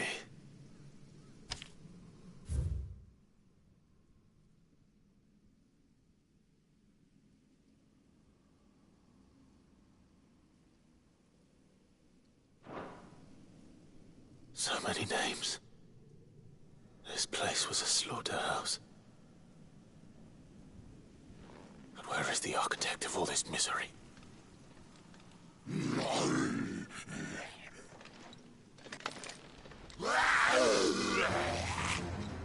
It was only a matter of time, I suppose.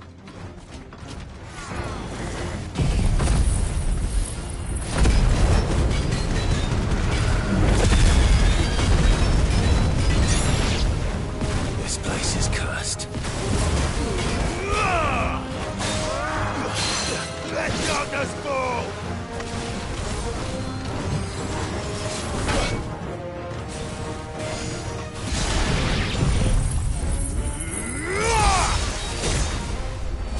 You're finished!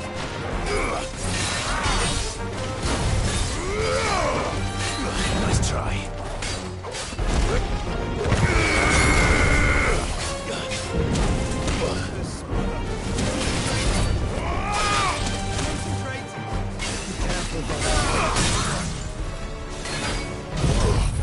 To me, Blade!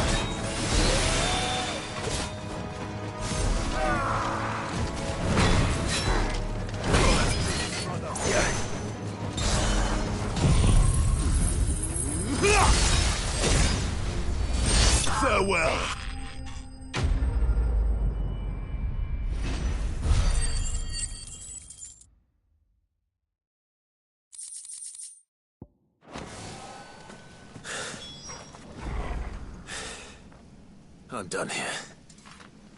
Let's get the registry back to Herman.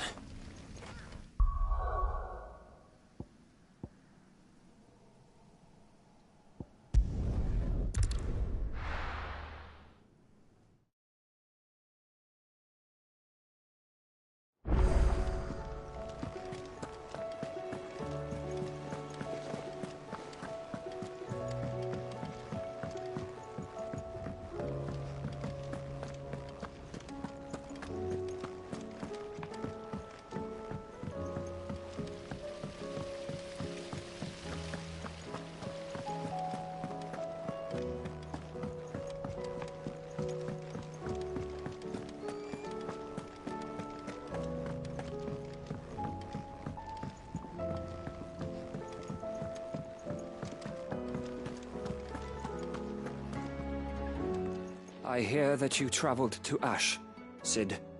Did you by any chance recover the names of my fallen friends? I did. Yes.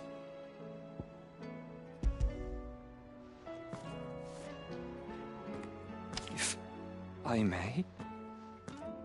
The bearer registry.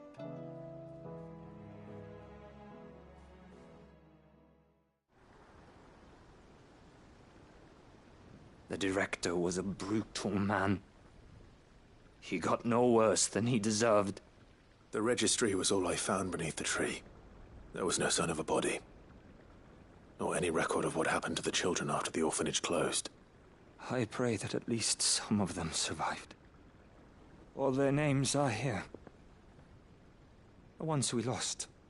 My friends. My light in those dark times.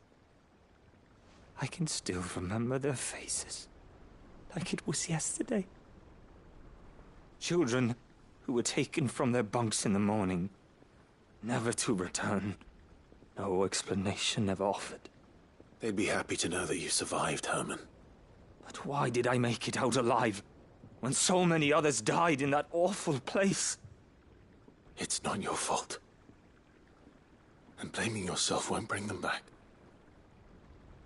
Honor their memory. See that their names live on. That way, at least. They're never truly gone. Thank you, Sid.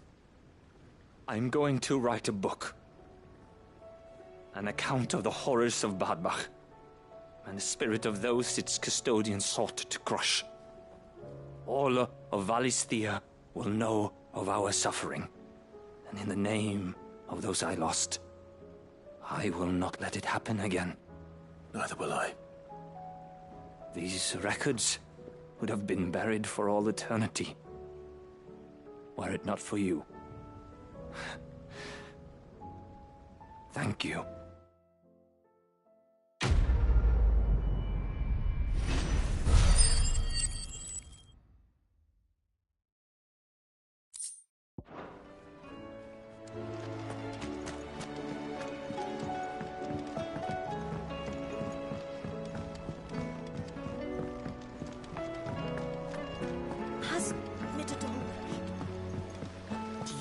Tell us about his adventures in Ash.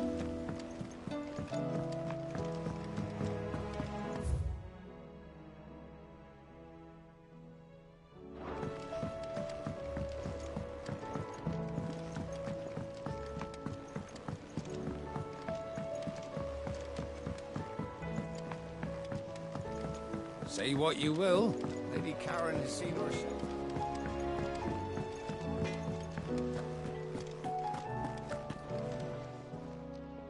Still alive, are you? If you're gonna buy something, be quick about it. You're rubbing me blind, you know. It'd better all be here. Oh, you alright? Something troubling you? No more than usual. It's just... Etta's baby will be coming soon, and I wanted to make something for it. I'm sure she'd like that. Back in the north, families would always make gifts when a bairn was on the way. Yeah, let the little tykes know they were welcome in their new homes, like. So, what's the problem? The problem is that Ed is due any day now, and I don't know if I'll be ready in time. Is there anything I can do to help? You know, there just might be. All right then. What exactly are we making? A good luck charm. But not just any good luck charm. Not just any. No.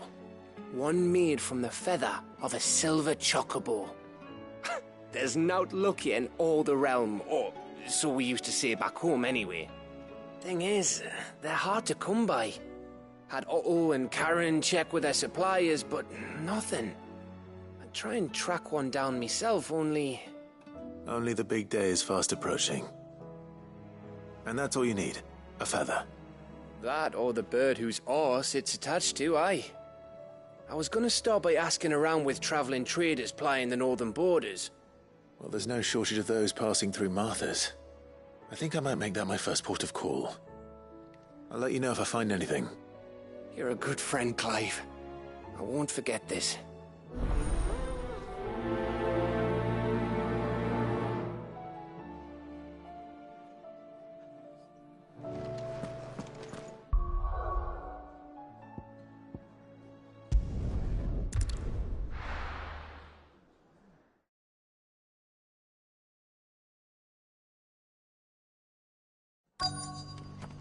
Let's hope one of the merchants here has what Gav needs. Excuse me. I'm looking for something. Oh, well, then I'm your man. A silver chocobo feather. Oh, or maybe not. Though you're not the first to mention the bird around here.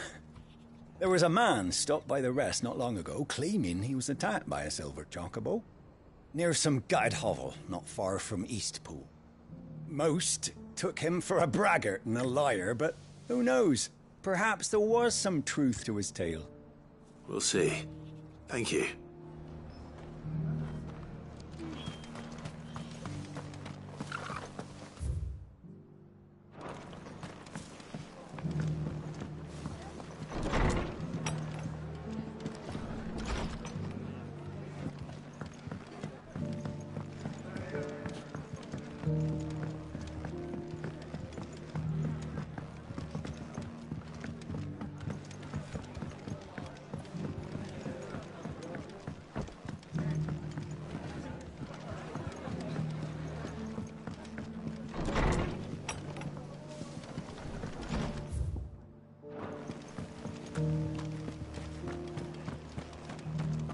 Just because the heavens have gone to wreck and ruin, it don't mean we have to.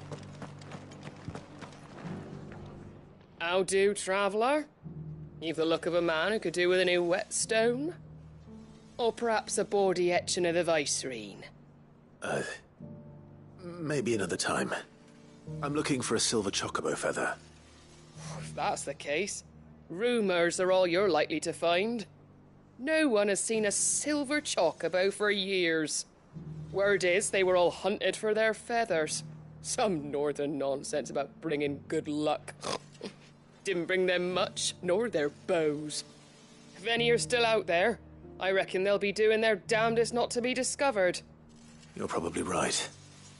Thank you anyway.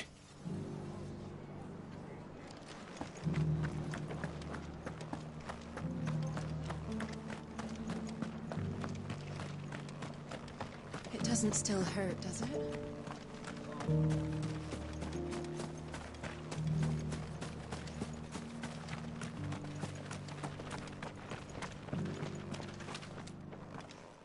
Can I help you with something? You wouldn't happen to sell silver chocobo feathers, would you? I deal in fruit, not fancies.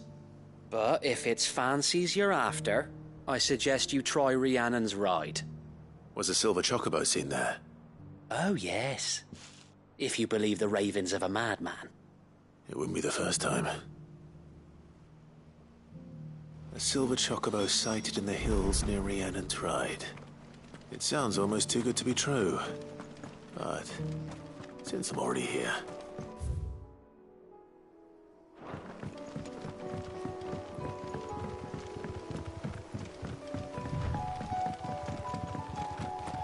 Can hardly make out a blooming.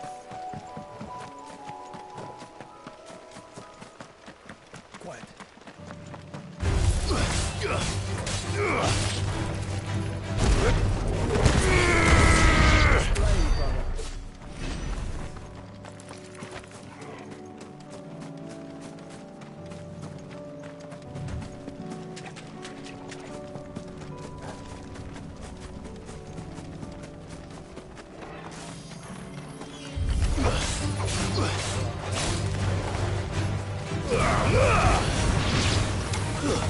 Stay down!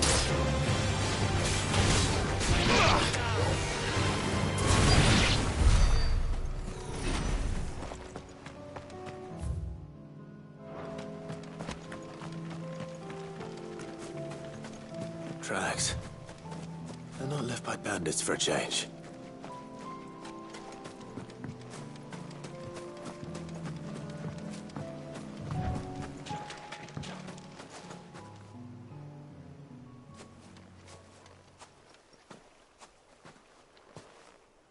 More tracks.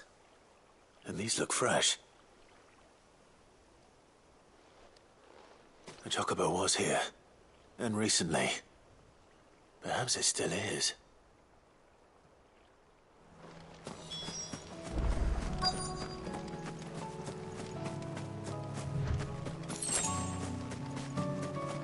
I don't hear anything.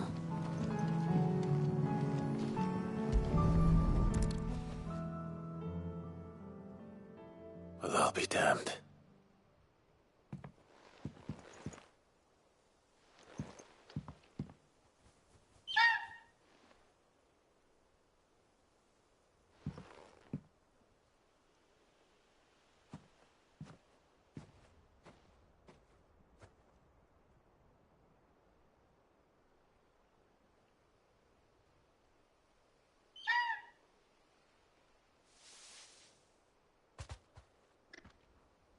It's all right.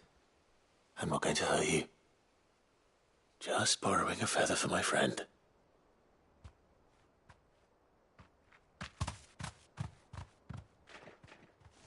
Thank you.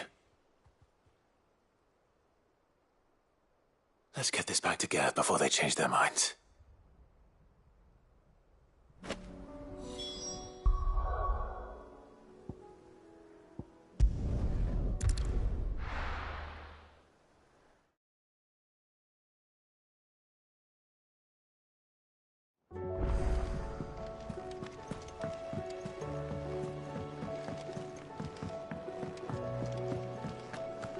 It was no trouble at all. Still, I appreciate it.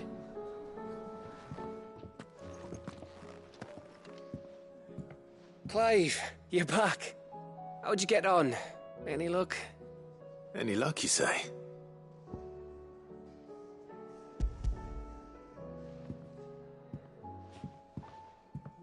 Crystal's crack. Is this what I think it is? Where in the hell did you find it? It's a long story.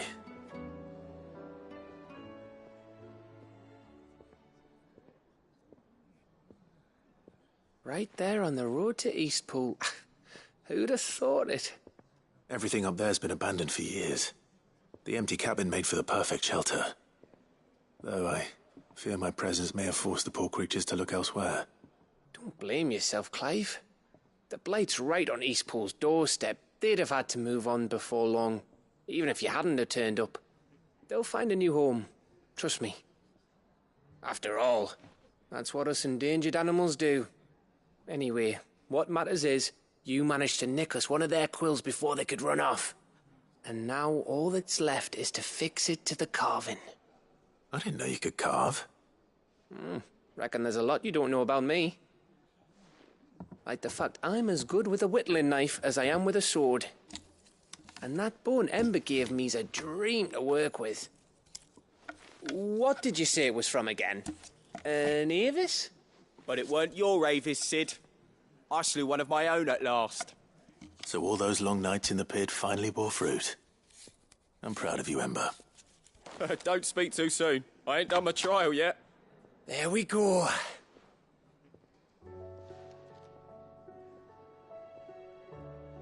What do you think? I think if you ever hang up your scouting cap, you'll be able to make an honest living. Oh, will I? I should go and see if Ed is awake. Give it my best. You can give it to yourself. Come on.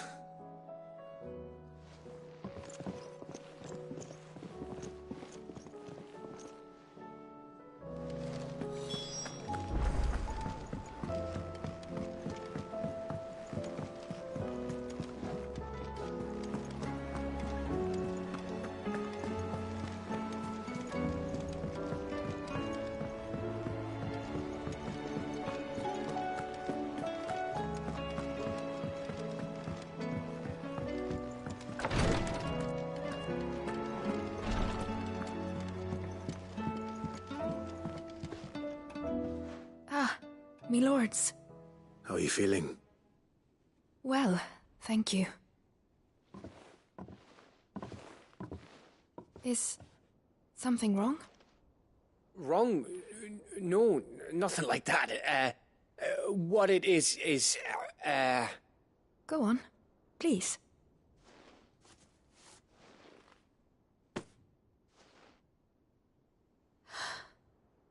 It's beautiful. Did you make it? We did. Aye.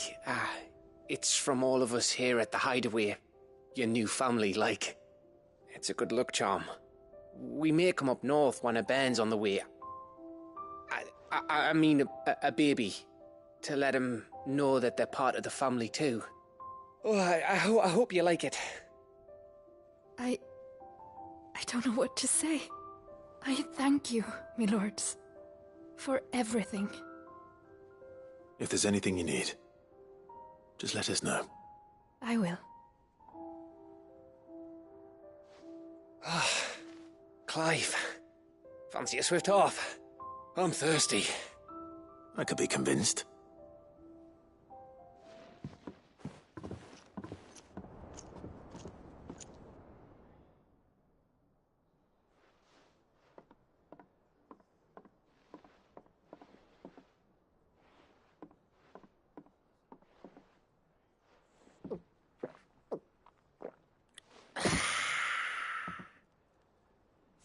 Don't you think you've had enough? No, we're celebrating. I'm gonna be a father. I think Edda might have something to say about that. You know what I mean. Bit of light in these dark times.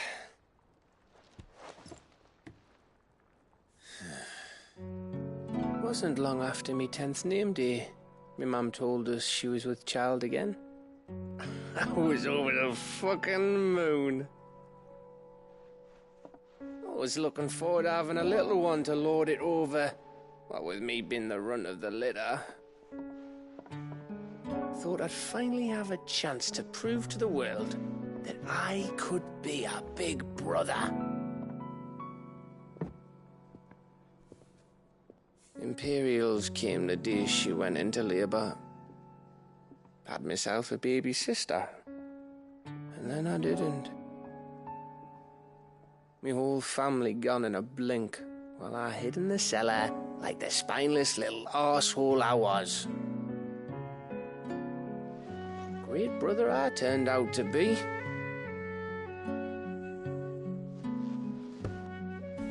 I'll never be a leader. And I'll never be a hero.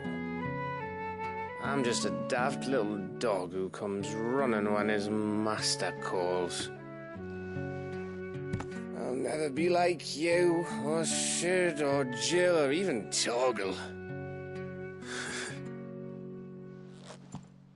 Have you finished? Maybe.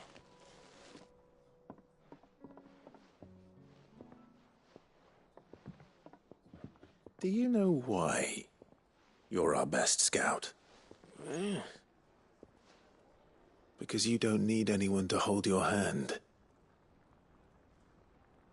Without your resourcefulness, your courage, your determination, I don't know where we'd be. Maybe hanging off a cliff like That was only the once. Exactly. You learned from it. And here you are after Founder knows how many missions, stronger for everyone. And let's not forget Rosalith. Who was it who freed me from the dungeon? Who was it who ran to Jill's rescue? That would be me. Because you're our brother, Gav. My brother.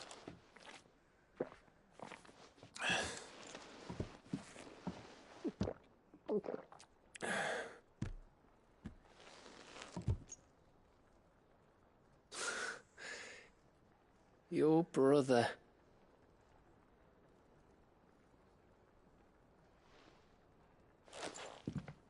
Which means that when the time comes, I get your room. And your sword.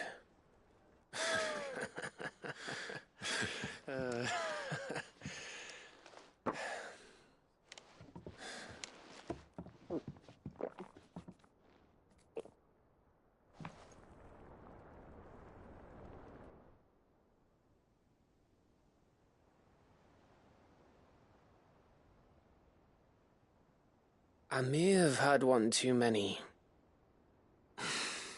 you may have had 10 too many. I said I was thirsty. Better get back to work anyway. After I walk this off. Clive? What is it? Thanks for, you know. I know.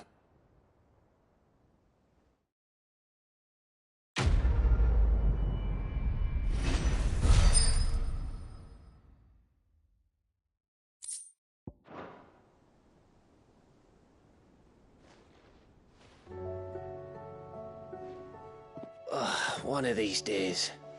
One of these days, I swear, it's gonna be me who drinks you under the table. If by under the table you mean retching on my boots half the night, I reckon one of those days was yesterday. Ha ha, you think you're so funny. But just wait till we crack open the bottle I left in your chambers. That stuff's strong enough to burn the horns off a behemoth. Sounds like I'll be needing some new boots.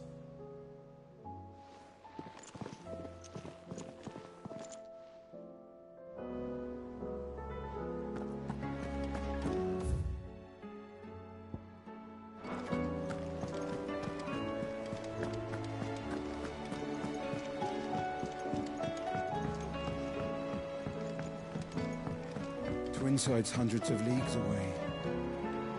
All right, Clive. Blackthorn told me you helped him out again.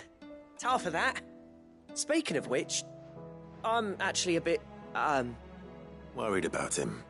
And you want my advice? afraid so. It's a bit of a funny one, this, but I saved this posh knob while I was out on a mission, and he gave me this flashy ring to say thank you. So, obviously, I show it to Blackthorn, thinking he'll be impressed, only for him to go white as a sheet and quiet as a curl instead. Try as I might, I can't for the life of me work out what could have got him upset like that. And seeing as how Blackthorn opens up when you're around, I thought maybe... I'd speak to him again? Well, I suppose there's no point leaving him to stew. Cheers, Clive. I'll be sure to pay him a visit as soon as I have a moment. All right, I'll meet you by the forge then. You come along when you're ready.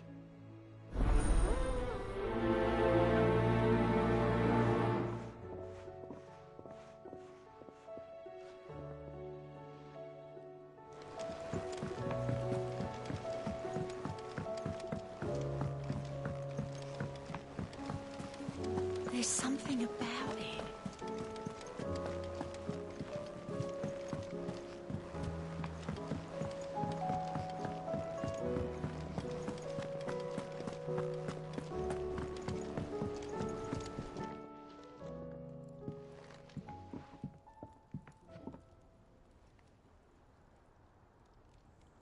Bloody hell, Clive. Not this again.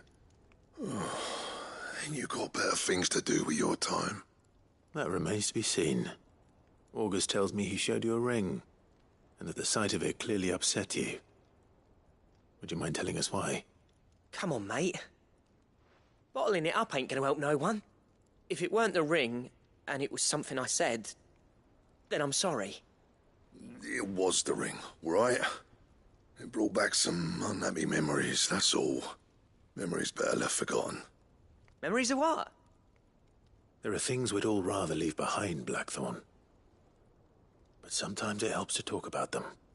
And sometimes it doesn't. Is that so hard to understand? Don't be like that. Fine. If it'll get you off my back. That ring you flashed was the work of Zoltan. We apprenticed together, back in the day. You've never mentioned him before. Why would I? Ain't seen him in decades, and the last time I did, we almost came to blows. The ring brought it all back.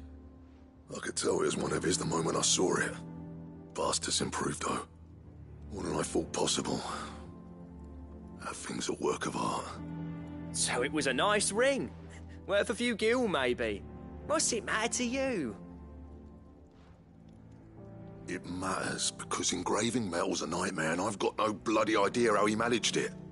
The fact is, I couldn't make anything even half that detailed. So what? You're an armorer, not a jeweler. I'm the Hideaway's master craftsman. I'm not stealing a living at some backwater village forge. My armor keeps you lot safe, and my swords keep you dangerous. As far as I'm concerned, every swing of my hammer's another blow struck in the name of our cause. So I put my heart and soul into my work. Because the curse breakers deserve better than second best. And I refuse to be shown up by the likes of Zoltan. Very well. Why don't we go and pay him a visit? Learn his secret. I doubt he'd be too happy to see me. Then just this once. Make peace with being second best. Swallow your pride, and focus all your energies on the task at hand. Keeping the curse breakers armed and armored. Provided you can do that, you'll hear no complaints from me. But if you can't, and it's going to distract you, we need to do something about it. What'd you say, Blackthorn? You know he's right. And it's not like you'll be going alone. All right. Magic. So, where do you reckon old what's-his-name is then? Zoltan, was it? In Dravozd, my old village. He won't have left. He's the chief. Dravozd, eh? That rings a bell. Not far from Tabor, right? Just north of the fields of Carava. Got that, Clive? Meet us at Dravozd as soon as you can, yeah? And I'll make sure Blackthorn don't get cold feet. Good luck with that. I'll see you there.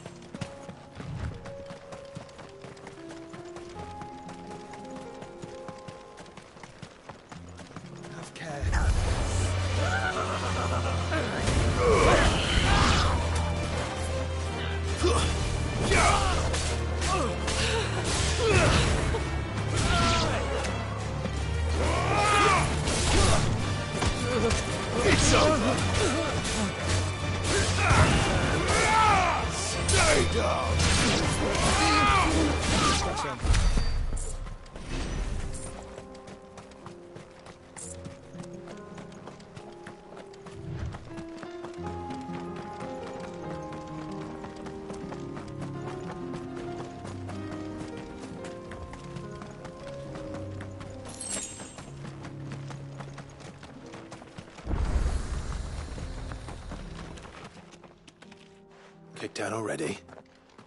No. This charmer ain't letting anyone through. Why are the gates closed? Chief's orders. No one's allowed in without his say-so. Not that I'd have let you in anyway. You look like trouble. I suggest you go home. That's what I'm trying to do, you little prick. Ain't changed a bit, have you, Snotty? No. It isn't. Blackthorn. Long time no see, eh? What the hell are you doing here? Well, it was meant to be a surprise, but since you are so nicely, I'm here to see Zoltan, you fucking numbskull. Now let us through. All right. Just don't go starting anything with the chief. Yeah, I promise I won't throw the first punch. That good enough for you?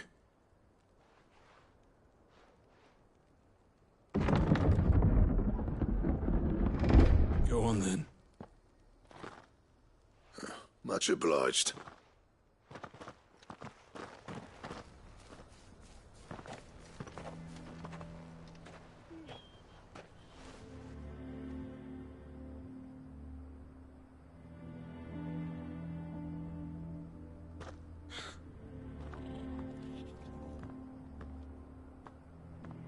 So this is Dravosht. Not much going on, is there? It's a smithing town. When I was a lad, you'd have to shout to be heard over the sound of hammer on anvil.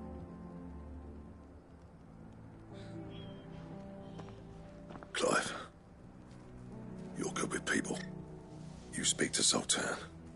Hey, you ain't backing out now, are you? There's a river of bad blood between me and the chief.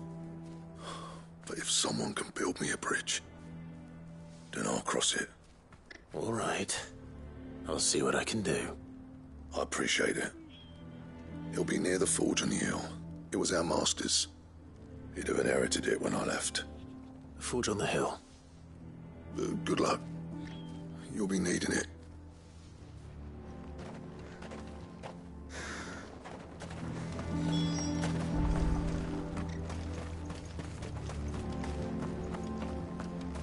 But if we can't find the forges...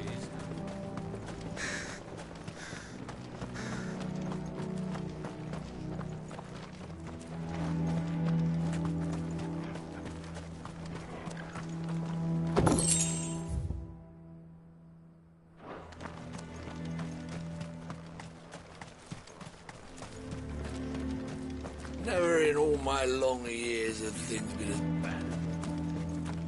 Sorry, but if none of you lot can smell oil...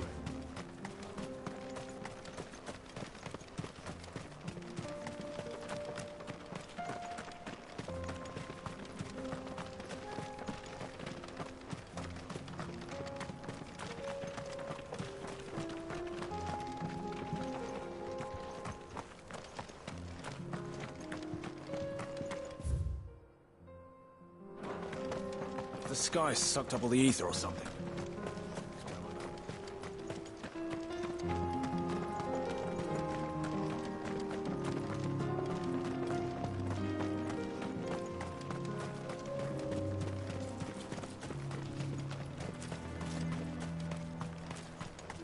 Isn't there anything we can do to help?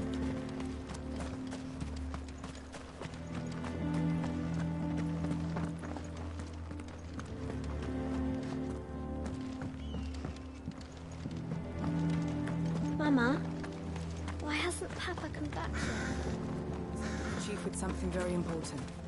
You go back inside now.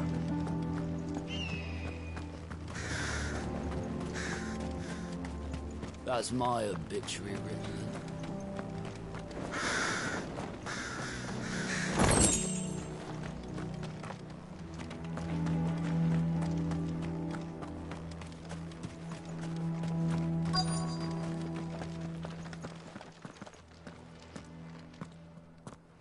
Hotter! Hotter, damn it! Those miserable flames wouldn't melt butter, let alone iron. Pardon the intrusion. I'm looking for the chief. That'd be me. It's a pleasure to meet you. I'll bet it is. Keep the gates closed, I tell him. Well done, Snotty. You're not welcome here. Get out. Before things turn nasty. Blackthorn's here. What did you say? He's traveled a long way to see you. Yes, has he? He's waiting. Down by the gates. Then I suggest you take him with you when you leave. Didn't you apprentice together? So what if we did? Fuck! We're getting nowhere. These bearers' flames are next to bloody useless. We're never going to be able to fire up the forges unless we can find some new crystals. I'm a busy man, as you can see, so do me a favor and piss off. Oh, and if you're struggling to find your way out, ask Blackthorn. That prick knows exactly where the exit is. He's not wanted here. And neither are you. All right. I'm going.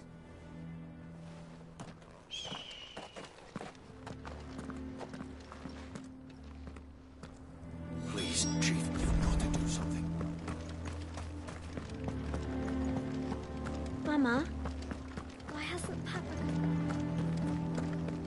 But if we can't fire the forges, how are we going to earn our keep?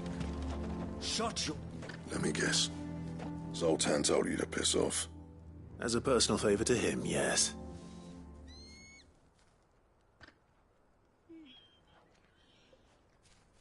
Well, at least he didn't beat about the bush. There'll be no talking him round. Not after what I did. Which is what exactly? If we're to help, we need to know. What turned the village against you? I left. Dravost. Zoltan. The burden of leadership our dying master dropped in our laps. All of it. There are two kinds of smiths in this world, you see. My kind, who are in it for the love of the craft, who labour on a single piece from dawn to dusk to get it just right. And the other kind, who are in it for different reasons. People like Zoltan, whose work is quick and cheap. The kind of smiths who shit out a few hundred blades, reap the profit, and divvy it out among themselves. There wasn't a single day we weren't at each other's throats. And bit by bit, people started taking sides. You would have torn Dravost in half had it gone on. So, I left. You didn't have to do that. Zoltan's a better chief than I would have been. His way of doing things kept food on people's tables. Dravost prospered without me and my lofty ideals getting in the road. Until the crystals run out at any rate. Without magic to fire the furnaces, this place is as good as dead. It depends on how you look at it, though. There's got to be other ways of making fire. We manage it in the Deadlands. Thanks to Sid's ingenuity, yeah. He saw all of this coming. New crystals were the problem, not the solution. And spent years coming up with ways of doing without. You know what I mean, though, right? Where there's a will, there's a way. What I'm trying to say is that it's not your fault. You couldn't have predicted this. It doesn't matter whose fault it is. I don't want to be the greatest smith alive just because I happen to be the last. Clive. Dravost won't last long without its furnaces. So, do you think it's time we shared Sid's bellows with the world? The way I see it, it's your decision to make. Hold on, Blackthorn. Sid made those things for us. They give us an edge over the rest. And you'd be throwing it away. All right. Do it. This place was your home. I won't abandon it to its fate. Sid's creations were never meant to be hoarded. It was only ever a matter of time before we shared them. Let this be another step on the road to freeing Valisthea from the prison of the Crystal's blessing. Dravost will show the world that it's possible. Wouldn't you agree, August? When you put it that way, of course. It's like hearing Sid speak from beyond the grave. Thank you, Clive. Shall I go and fetch the plans, then? I know I'm off by heart. I'll be needing some help, though. Building a furnace isn't exactly a one-man job. Do us a favour and round up anyone strong enough to lug a brick or two, would you, August? All right then. And I've got a job for you too, Clive. Finding me some salamander skin. I need leather for the bellows and nothing else will withstand the heat. Luckily for us, salamanders feed out in the fields of Carava. Time for a spot of hunting, then.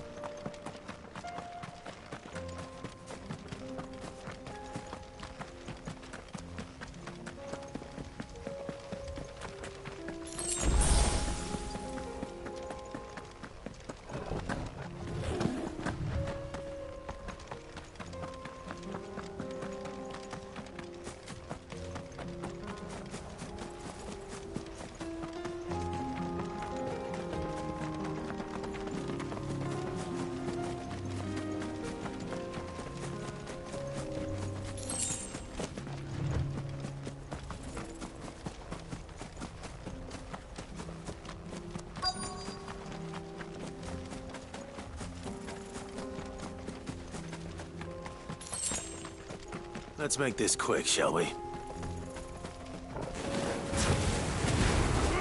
No mistakes.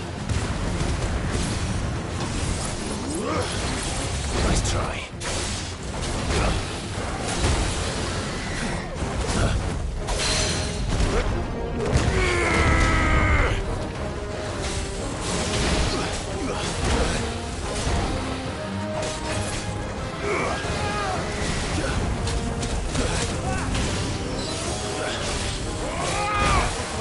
Too slow.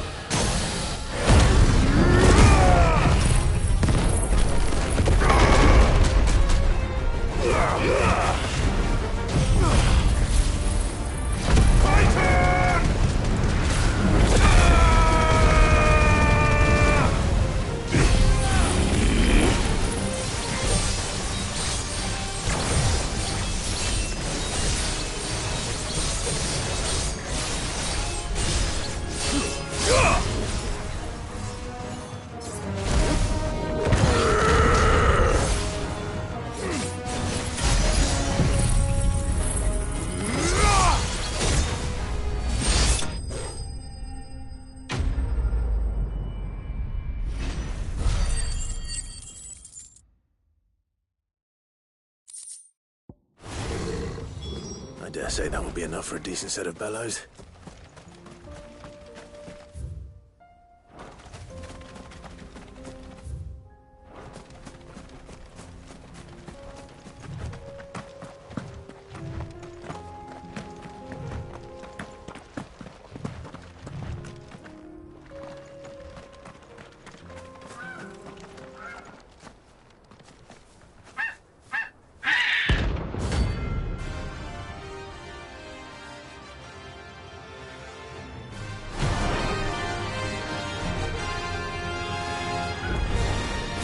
That's like no chocobo I've ever seen.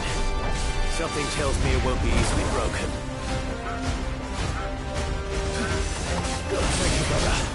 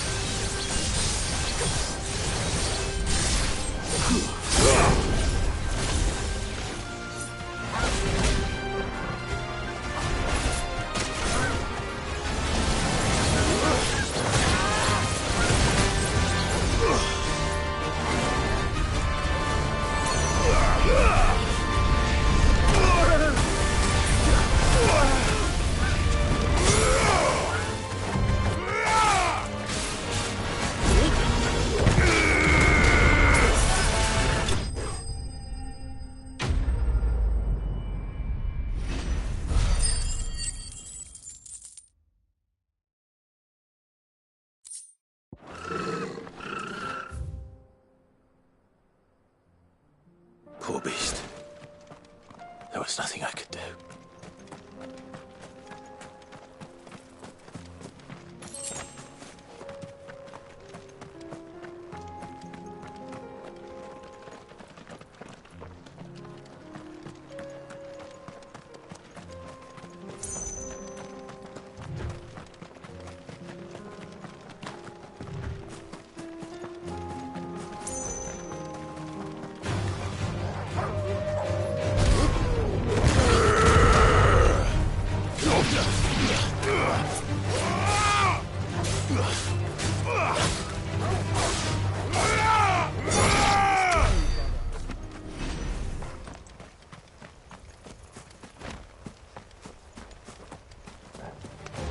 This might take a while. You're finished.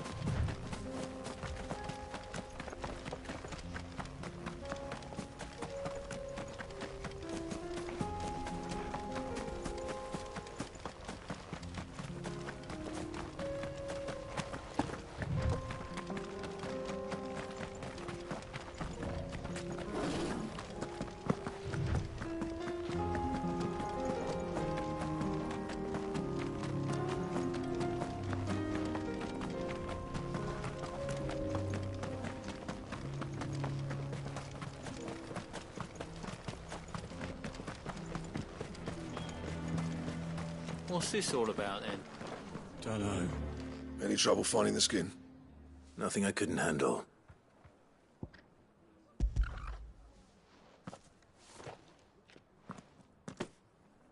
There should be plenty.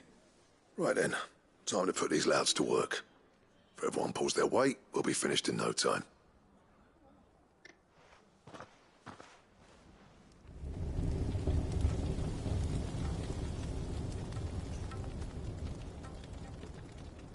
Well, I'll be damned. I honestly didn't think it'd work. But it's hot enough, all right. And without a single crystal in sight. You know what this means, don't you? I do, yeah. Dravost is saved.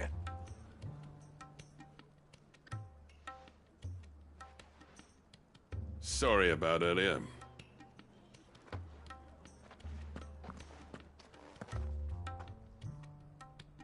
I take back everything I said. That thing you built us is an honest-to-God's marvel. You saved our village. It's Blackthorn you should be thanking. He oversaw the construction. Give this to him, would you? What is it? Pet Cole's cinders. After he left, I spent years trying to eke the most out of our forges. That there was my answer. Chuck it in the fire, and your forge will burn hotter for longer, which will do wonders for your steel. Our secret for yours. Only fair. I've always envied Blackthorn.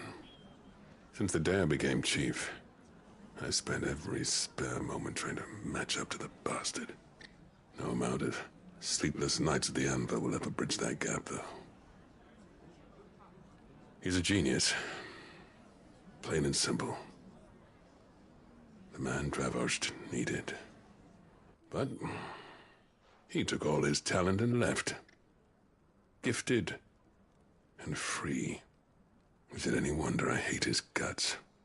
The cinders would mean more coming from you. I need to forgive him first. And that's not gonna happen.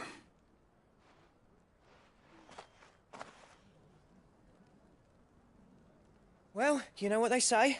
Oriflamme weren't built in a day and all that. These things take time. Especially when they involve two geezers who hold grudges tighter than their hammers. But what matters is, Blackthorn's got that twinkle back in his eye. And I'd call that a job well done. So would I. I reckon he's going to be at it a while yet, though, so why don't you head off without us? I'll see that the old git gets home safe and sound. See that you both do. I'll save the cinders till then. All right. It'll be a nice little surprise for him.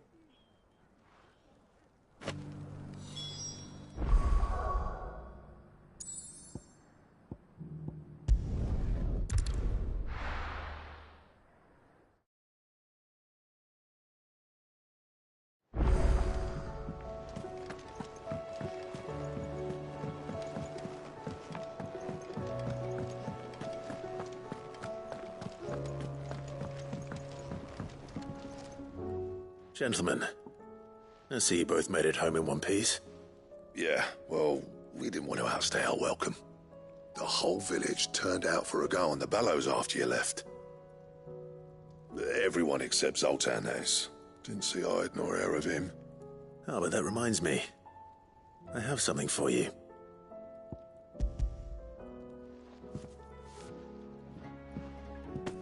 Pick old cinder?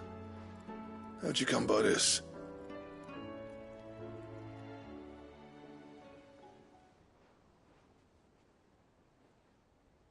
And you're sure he wanted me to have it? I'm sure. He didn't say so, but I think he wants to forgive you. Huh. Imagine that. Yeah. You know I could never leave this place, don't you? Every time you put on mail, you and the curse breakers are trusting me with your lives. There's no greater honor for a smith than that.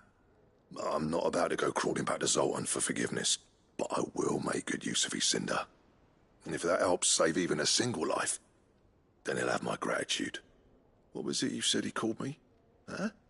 A genius? And he spent sleepless night trying to copy me, did he? Sounds like I better get to work.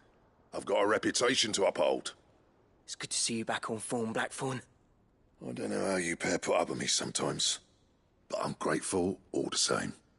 Now, where was I? Oh yeah, about to put Zoltan back in his place.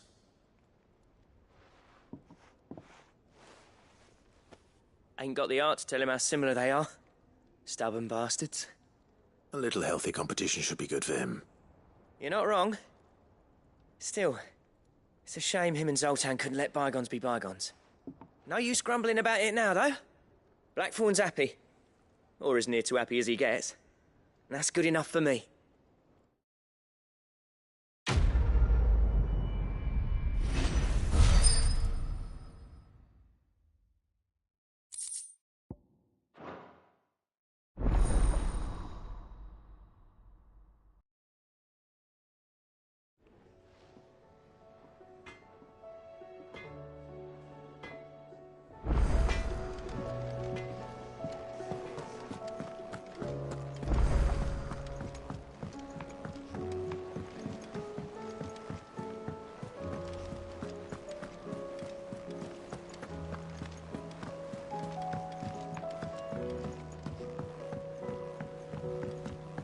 Twinside's hundreds of leagues away.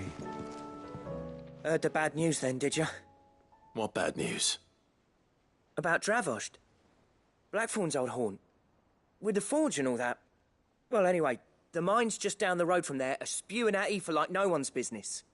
And the village? Safe from the flood for now, but they've got other problems.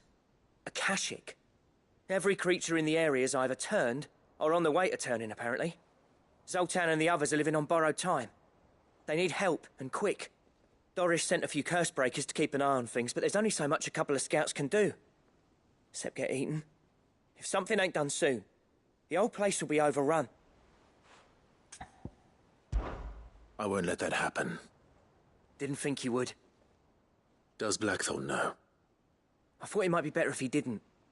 He'd only do something stupid. You reckon we should tell him? No. It's better this way. Yeah, well, I can't stand about knowing what's happening out there, so I'm off. I'll see you in Dravost.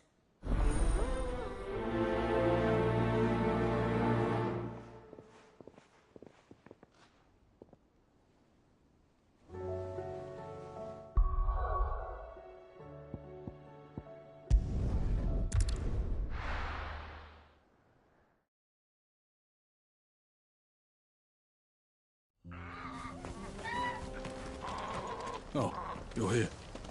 August's waiting for you inside. Well, go on then. So Dravost is still standing. For now, at least.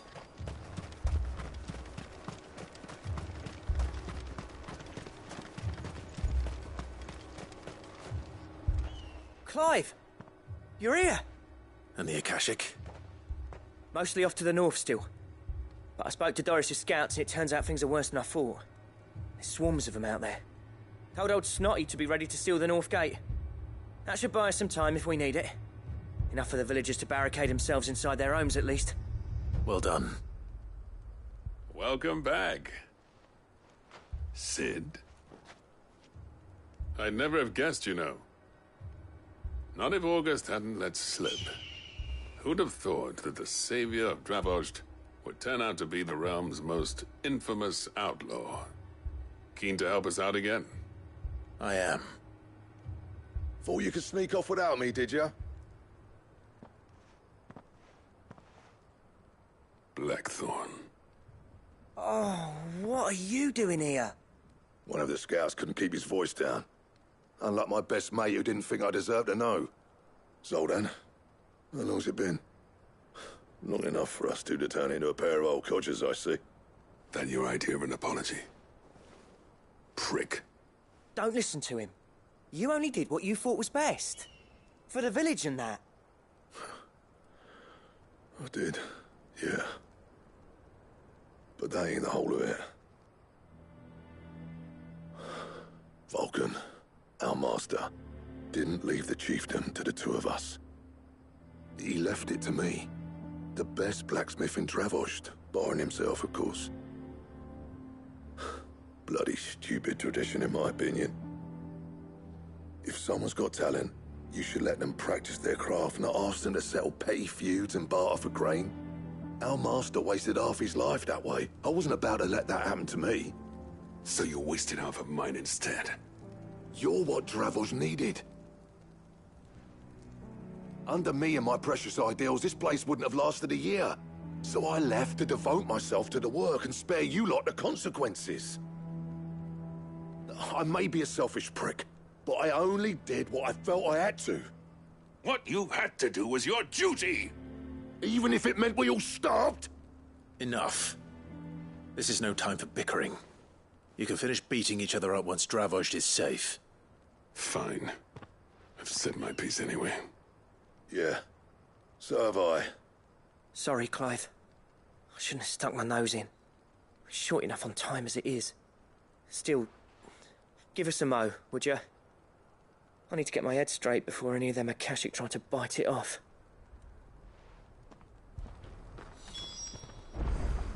Prick or not, I won't abandon Dravost to a swarm of Akashic. Just say the word. The villagers know to keep out of sight when the fighting starts. You, ready for the off, then? We can't afford to waste any more time. Right you are. Might be worth having one last word with the scouts, though. Don't want any nasty surprises, do we? Oh, and Blackthorn, you and Zoltan might be better off staying inside the... Akashic on the move. How close are they? Within sight of the walls, and there are more coming up from the mines. What was I saying about nasty surprises? They'll wash right over us if we stay out in the open. We're pulling back behind the gates. Good idea. Get yourselves inside, but keep your weapons handy. Understood.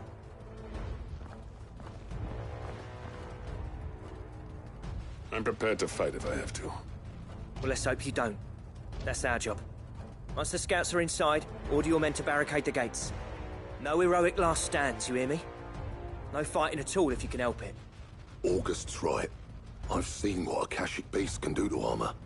The people here are tough and willing, but they ain't equipped to face what's coming. I'm going out there. Start work on the gate as soon as I've left. I'll give you as much time as I can. And if they kill you? You evacuate. But it won't come to that. I promise. You'd better be right. Take good care of Dravost till I get back. Leave it to me. And Give those things what for, yeah?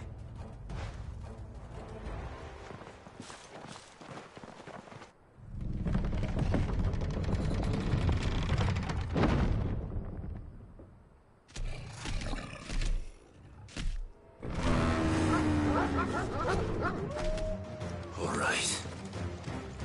Which one of you's first?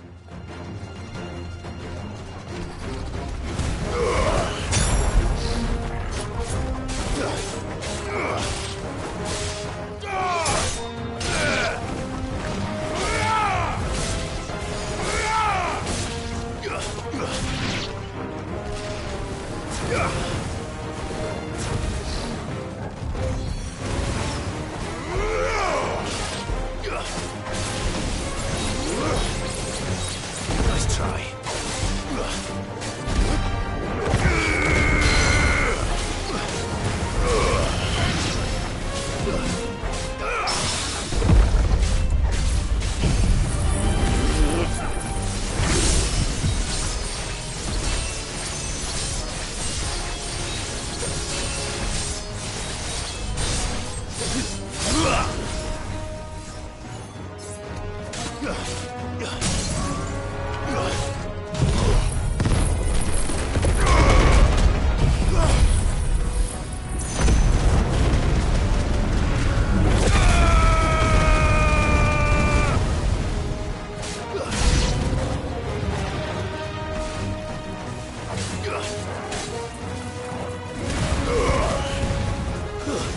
Stay down!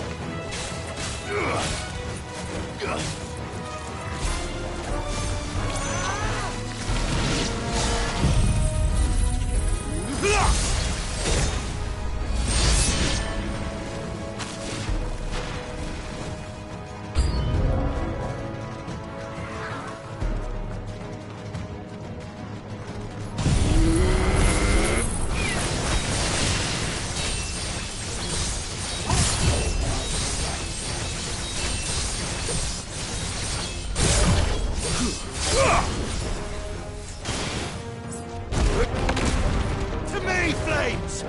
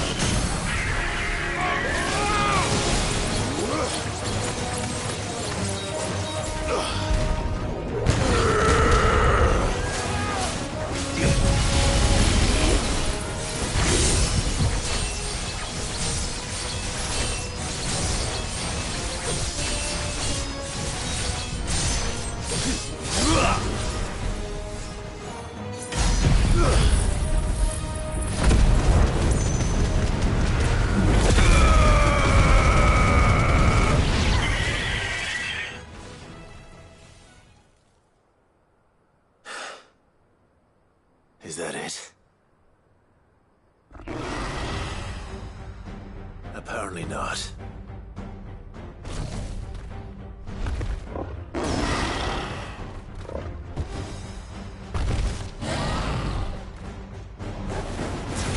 You're not getting past me.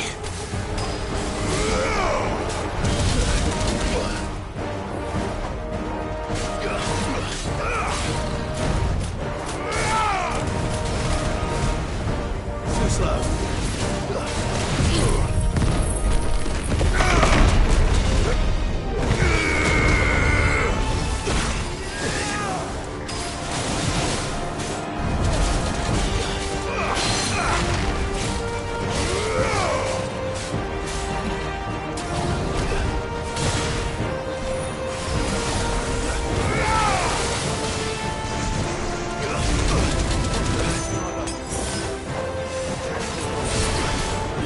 Ugh!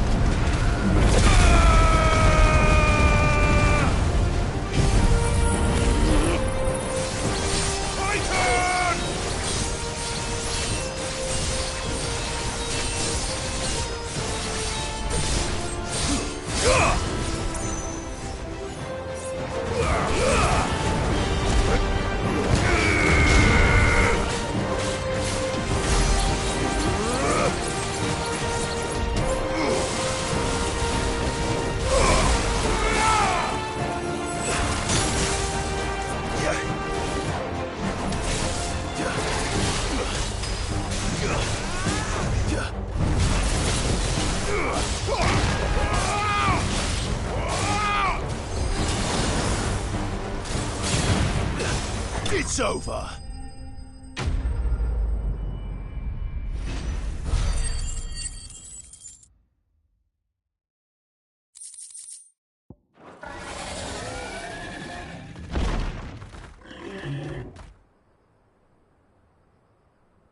Now, the question is, did I miss any?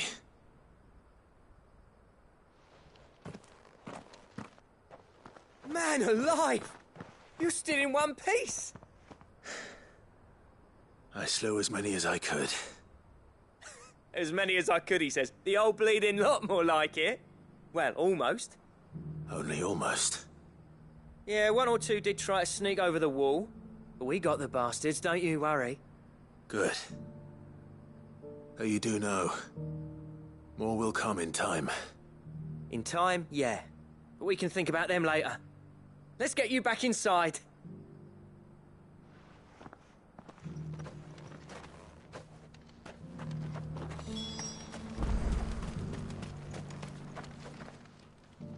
Sid! You're even more fearsome than your reputation. Enough to give those Akashic monsters nightmares. I almost felt sorry for the wretched things. But mostly, I felt grateful. Dravoged won't forget what you did today. I'm afraid I've only delayed the inevitable. There's no getting rid of that ether flood. Meaning that any living thing which stumbles into those mines will end up clawing at your walls again. And that's if the flood don't spread. If it does, well, I hate to say it, but the village's days are numbered. That may be, but we're staying just the same. With ether floods springing up all over, it's no less safe than anywhere, and more importantly, it's our home. We'll fortify the gates to the north, and I'll see that they're guarded day and night.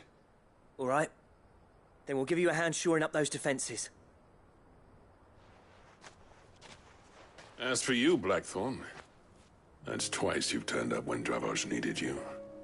So, thanks. I shouldn't have stayed away so long. And I shouldn't have left without talking it over with you first. Too bloody right you shouldn't. Though I doubt I'd have listened. I always envied you. How you made everything look so easy when, for me, it was anything but. You leaving gave me the perfect excuse to hate you. And from that day on, I never once stopped to wonder what it would have been like if you'd stayed. But what you said earlier, it was true. You'd have been the death of this place. Finally, something we can agree on. I hope you see the sense of it eventually. You kept this place alive. Alive, perhaps. Wealthy even, but Dravoged isn't what it once was. Our work used to be the pride of Dalmekia.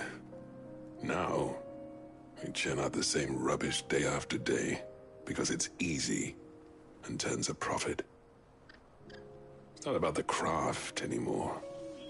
I wouldn't send my sons to war wearing the shit most of our smiths are making. I've kept working, honing my skills, trying to lead by example, but no one sees the point. The average castle apprentice has as much passion for the craft as our current lot. Come back to us, Blackthorn. Remind Dravoged what a true master blacksmith looks like. I'll even man those bellows of yours if it means we can work at the same forge again. That's a kind offer. Kinder than I deserve. And I wish I could accept, but I'm needed elsewhere. There's people who trust their lives to my steel, and I daren't let them down. Fair enough. But that doesn't mean I couldn't visit from time to time. Let's see if we can't rekindle this town's passion for the craft, shall we? I'd like that. Just be sure to tell Snotty to let me in the next time I come calling, yeah? Knowing him, he'd let you in anyway. Blackthorn. The Master Smith turned outlaw, back in my good graces. I never thought I'd see the day.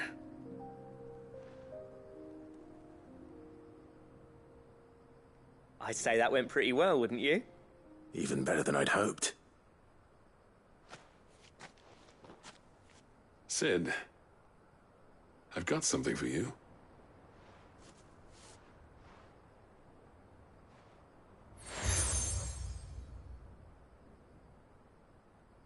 And this is? A token of our lasting gratitude. But I'm of a mind to make you a far grander gift.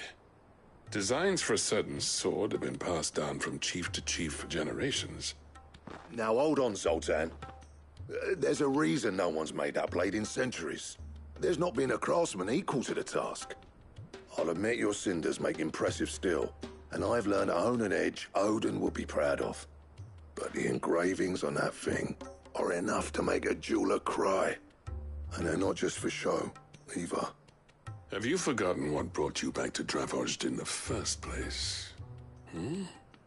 A certain ring? I knew I'd never surpass you with the hammer and tongs. So I turned my hand to a different kind of metalwork. Between the two of us, I'd say we're the equal of any master craftsman ever to have graced a forge.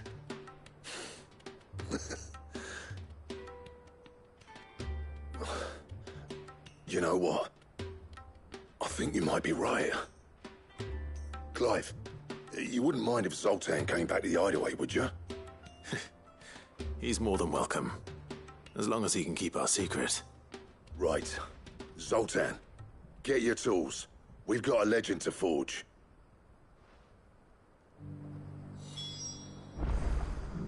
With a little help from Blackthorn, I don't see why we can't restore Dravozd to its former glory. Barring ether floods, that is. I'll tell you what, Clive. If we pull this off, it will ruin every other sword you've ever held.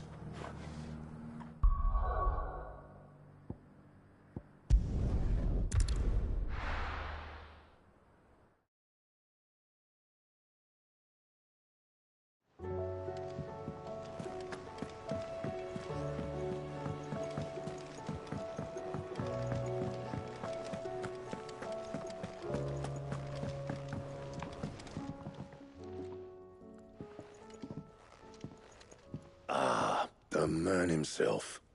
We were just about to make a start on that sword I promised you. It's funny, but none of this would have been possible without your help. You remember Camille? We'll be using his leatherwork for the grip. The steel, meanwhile, will be tempered in a fire, burning the cinders you charmed out of old Zoltan here. And that whetstone from the Outer Isles? That'll be what gives the blade its edge. And the final flourish will be my talented colleagues' engraving. A team effort led by the greatest blacksmith alive. Now, save that talk till the thing's finished, yeah? Right. I'm ready if you are. To the bellows it is, then.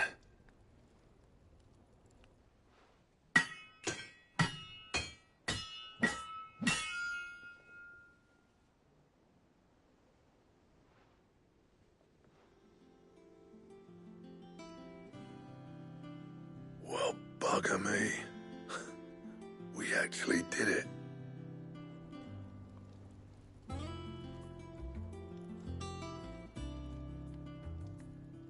The sword to end all swords. Ragnarok. It's quite something. I trust you'll take good care of it. Thank you. Both of you.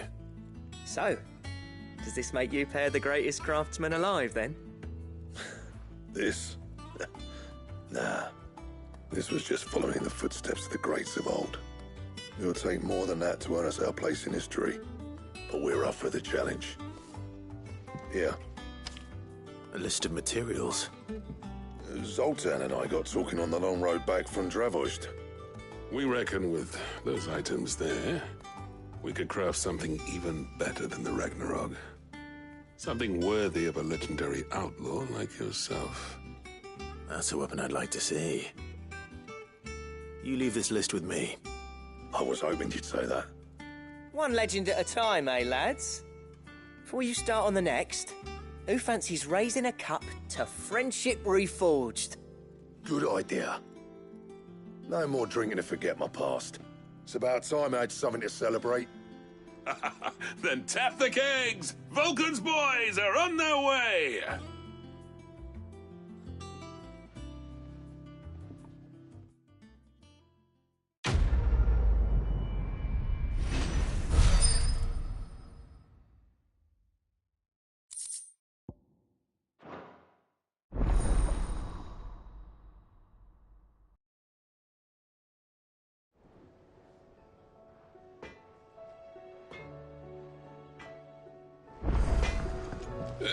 No need to thank me for the sword. I'm happy just to be here. You've built a fine home for yourselves, and I can see why Blackthorn's so taken with it. Look after the old bastard for me, will you? I'll be off soon, but next time you're in Dalmekir, be sure to pay me a visit. Snotty'll let you in. Do you reckon we finally got to the bottom of Blackthorn's troubles then? That'd be something, eh? Though he wouldn't be Blackthorn if he didn't give us the odd scale.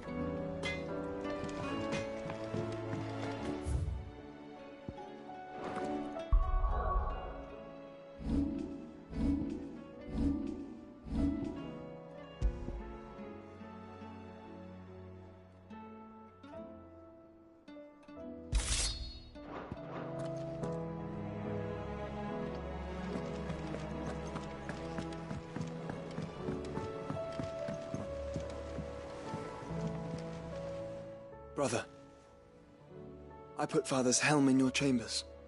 He should be with you when his vision is finally realized. Thank you, Joshua. For everything. Nah, don't mention it.